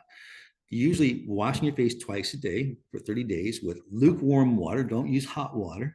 And in Chinese, we say, 不要过度清洁, don't over cleanse. 5 to 7 seconds cleansing your face is all you need. Because if you cleanse too much, your sebaceous glands and your pores will produce even more oil and tend to exacerbate the problem. This doesn't answer your question, which is I'm trying to stalling actually here. how to combine both there. I wish more high schools would teach critical reasoning skills so that people can look at information that's presented and then sort of discern what part of it is actually true and factual and what part is more opinion-based. Because even in TCM medicine, and it depends on the doctor or practitioner you're talking to or what you read. I have friends who are TCM doctors here, and you ask them to solve a problem, each one will give you their own personal idea on how they think they should solve a problem.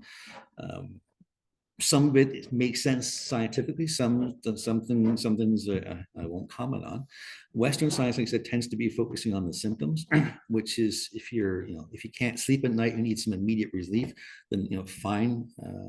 But hydrocortisone creams, for example, the anti-itch creams are a bad choice, because the side effects are just not worth the risk. But again, if you can't sleep and it's destroying your life, sometimes you have to weigh the risks of these things. They're dangerous and have side effects, but being not able to sleep for a week or 2 weeks or a month is going to have a greater impact on your health. So to answer your question is, I don't have a solution for you to answer that one. It really has to do with doing the research. Now with ChatGPT, I know some of your teachers are saying, don't use ChatGPT, don't use ChatGPT or DeepSeek, whatever. Use it. Learn it. It's your new best friend. It will help you with boyfriends, girlfriends, schoolwork, the future, jobs, everything. People talk about how the AI will eliminate jobs. No, it's the people who know how to use AI that will eliminate jobs. So learn it now, because everything that you're going to be involved with outside school will involve the use of AI in some capacity. Don't wait. Use it now. And using the AI can help you to identify or separate fact from fiction and give you some ideas on how to combine both approaches. But you need to understand how to communicate with the AI, because it tends to also pull from information that is not necessarily scientific based unless you request that. For example, if you just say, give me a treatment for eczema, it will look on it and it will quote you from many different brands what they're trying to promote, which is not necessarily based on science. You have to be specific and say, I want to see case studies or clinical trials using this particular product that show the benefit of that sort of impact. So AI, use it, embrace it, own it, be it. Okay. Sorry, I don't have a better answer for you there. No, it was great. Thank you. I will say this one thing. The TCM approach, as was mentioned earlier, is that it's really about focusing on helping the body to heal itself. And I think it just makes common sense. Helping the body to heal itself versus throwing on a Band-Aid, which is what Western medicine is. Band-Aid over the symptoms so you can't see it anymore. So anything you can do in your life, whether it's your diet, exercise, stress management, mindfulness, etc., helping the body to heal itself, whether it's physically or spiritually or mentally or intellectually, is always going to have a positive impact on your health. Right? So I would look at it less in terms of Western or Eastern. Look at it in terms of what makes sense from a holistic standpoint. In terms of, I think it makes sense, and people can understand that helping the body to heal itself just makes a lot of common sense. And you don't have to buy expensive products or engage in weird, strange diets like these influencers are trying to make you do. It's not. Right? Life is really not that difficult. We make it difficult. It doesn't need to be difficult. A healthy diet, what's the best diet? There is no best diet, but eating lots of fruits and vegetables and less processed stuff, we all sort of understand that. But it's not about doing it once a day or once a week. It's doing it every single meal. Right? You're gonna have fruit, you should have fruit for breakfast, lunch, and dinner. If you're into the 3-meal people, some people are into 2 meals. If it works for you and it's healthy and there's less synthetic stuff involved in it, it's gonna have a positive impact on your health. Thank you. I would say, "加油." Great. Does anyone have any questions? Any more for Mr. Moore or Ms. Ping and Mr. Wu Cao? One for Mr. Cao. So there was a slide about civilization. Are you able to pull it up? Yeah, I could pull that up right now.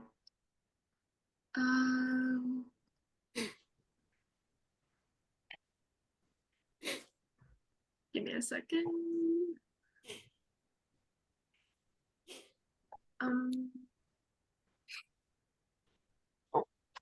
Yeah, it's the one that starts with a new form of civilization, ecological civilization. Yes, that one. Yeah. So on the bottom right corner, there's something that says instrument nature, dead nature. I'm not really sure what that means. Are you able to tell me about maybe like certain examples of it or how it plays into the destruction of human civilization? Like what's instrumental nature or dead nature in the context of this example? You mean about explanation about this picture, right? Like primary civilization, farming civilization, industrial civilization, right? Honestly, like primary civilization, like more than 5 years ago, 5,000 years ago. At that time, we people, maybe like 10,000 years ago. At that time, we people living in the mountain and in nickel. We don't wear the clothes, and we also don't have money, the currency. We just exchange directly food, chicken, pork, meat, something like that. Exchange directly. But we are scared of getting to the nature. This is like we are being scared, like eaten by the nature monster. But during the farming civilization, because we have a great technology, and we are trying to make our productivity going like develop very fast, and then we can create more food, and then we also have clothes to wear. But for this civilization, we Chinese civilization, I mean, still trying to take the resources from the nature, but we return to the nature. Like we use the organic way to plant the food. So this is like build the harmony relationship between man and the nature, because the nature is part of human's body.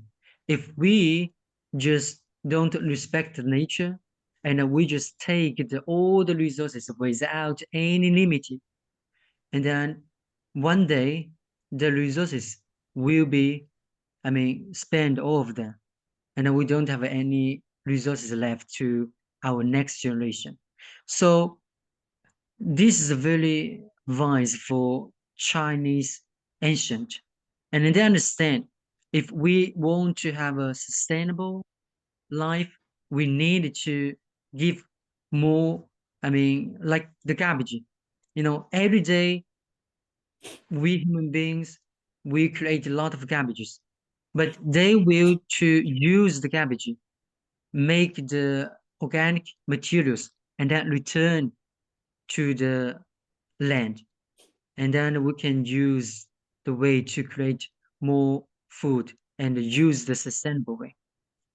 But for the industrial civilization, if you've been to some cities from south of China, like Guangdong and Shenzhen, you will see a lot of factories. And maybe like 15 years ago, a lot of factories, they just pollute, a lot of pollution, and then to influence the water, the drinking water, and the air. And also a lot of gas in the sky also. When I was like a kid, maybe 20 years ago, I suffer from this kind of pollution.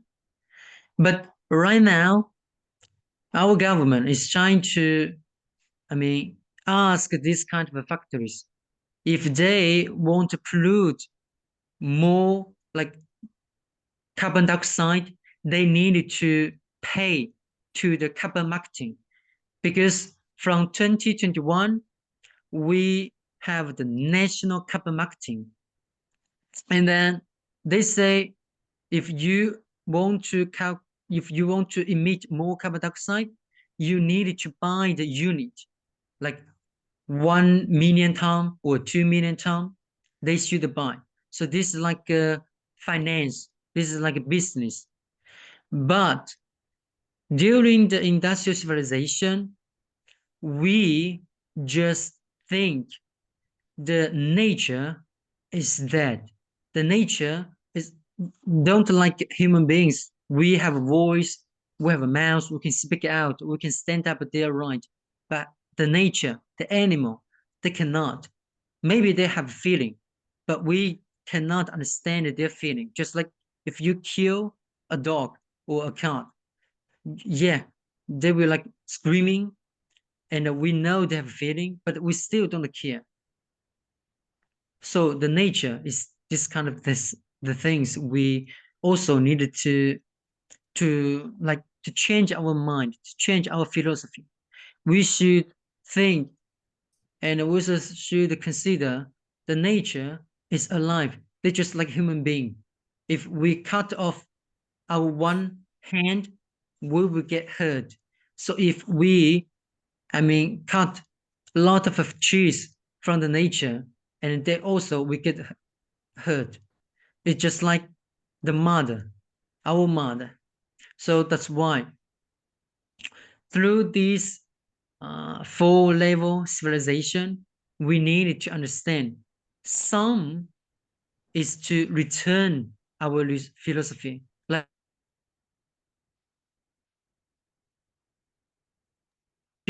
is alive again, but we also needed to build the green economic, the system. The system is much more important than we just make the garbage sorting. Yeah, every day people, there are a lot of environment company. They say they need to do the garbage sorting and to make a little bit of money from this.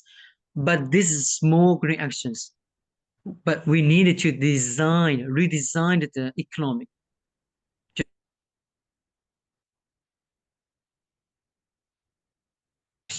This kind of a system.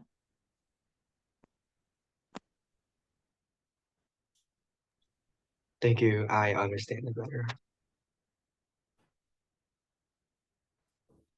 Does anyone else have any questions? If the audience have any questions they would like to ask? Angela? I have one question for Ms. Zhang. How do you want to expand this field in the future?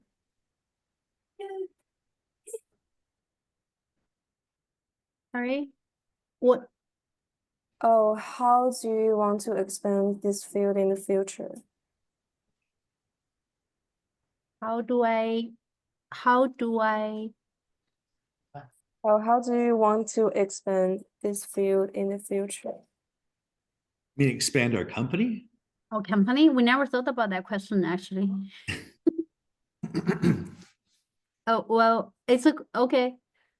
Well, Darren and I, let's see whether Darren and I, we have different answer for it. Because for me, we never have a company expansion plan. We just keep on doing what we believe that's right and keep on doing it, you know, and make decision we think that's, you know, that's from based on our philosophy and based on our principle. And we never really thought about what's the future is going to be. Yeah. You, Darren? As I said before, my wife and I are not business people. That's We're not bad. why.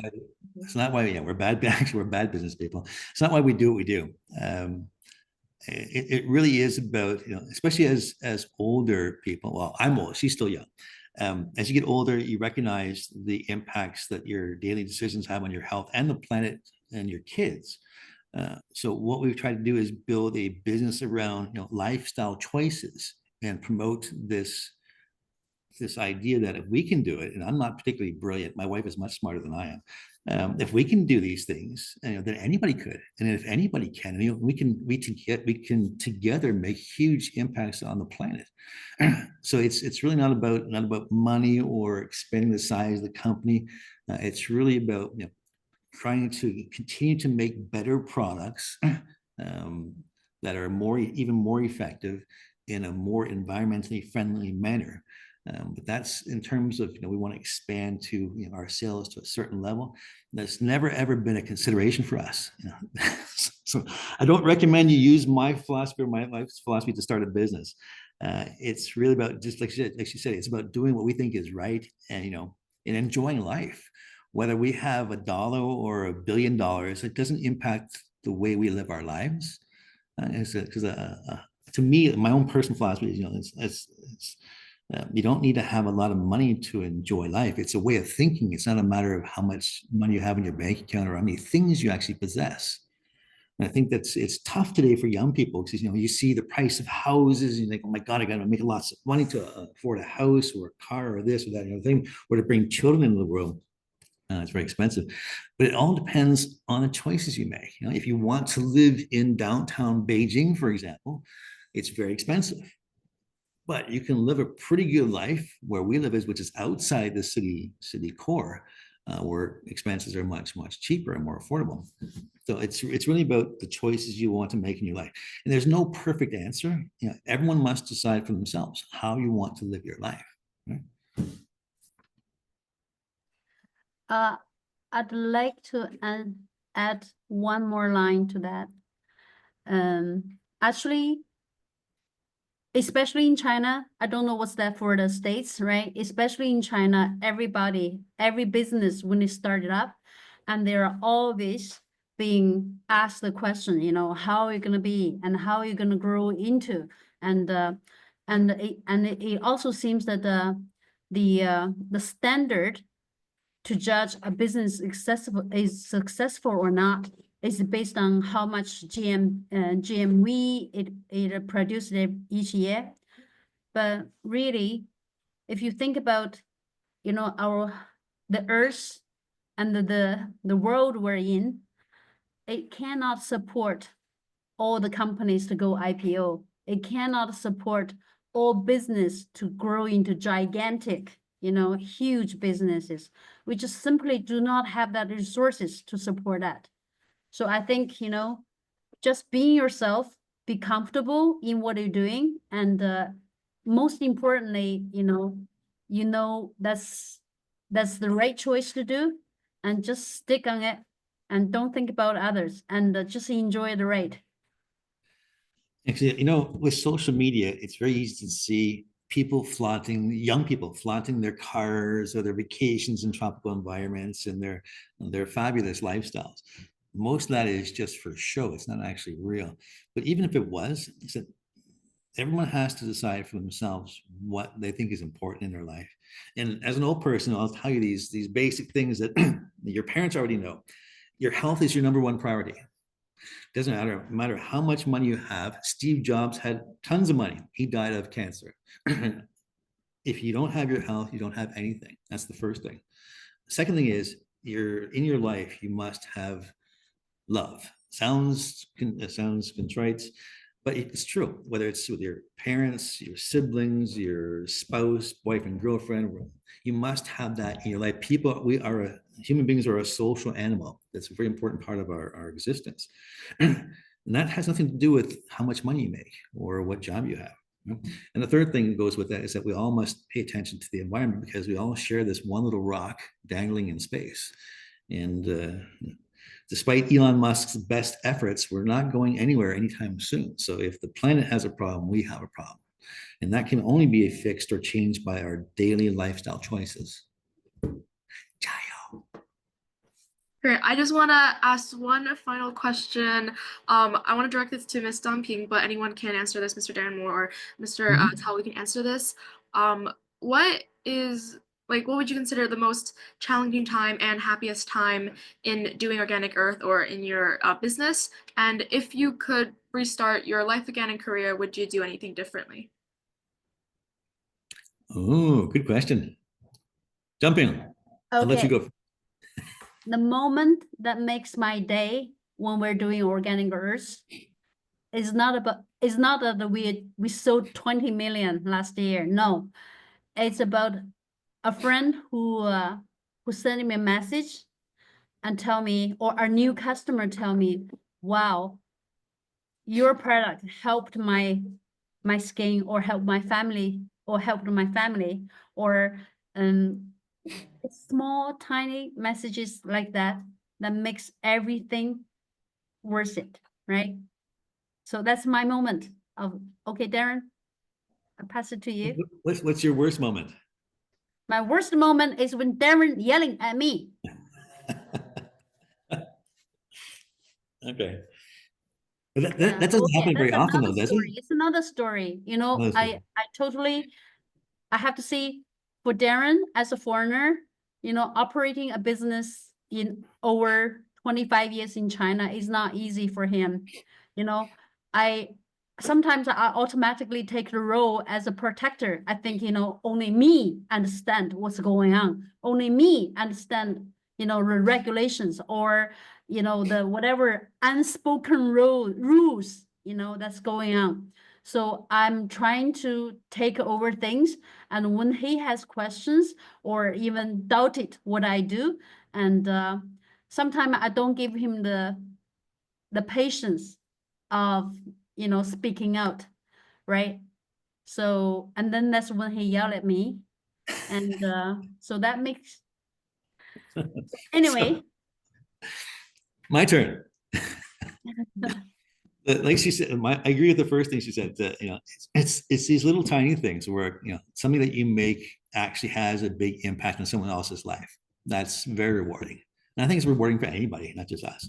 And the second thing, that the most difficult thing is running a business with your spouse is very, very difficult, because even when you go home, the business comes with you. It's 24 hours a day, 7 days a week, and sometimes that can lead to tensions.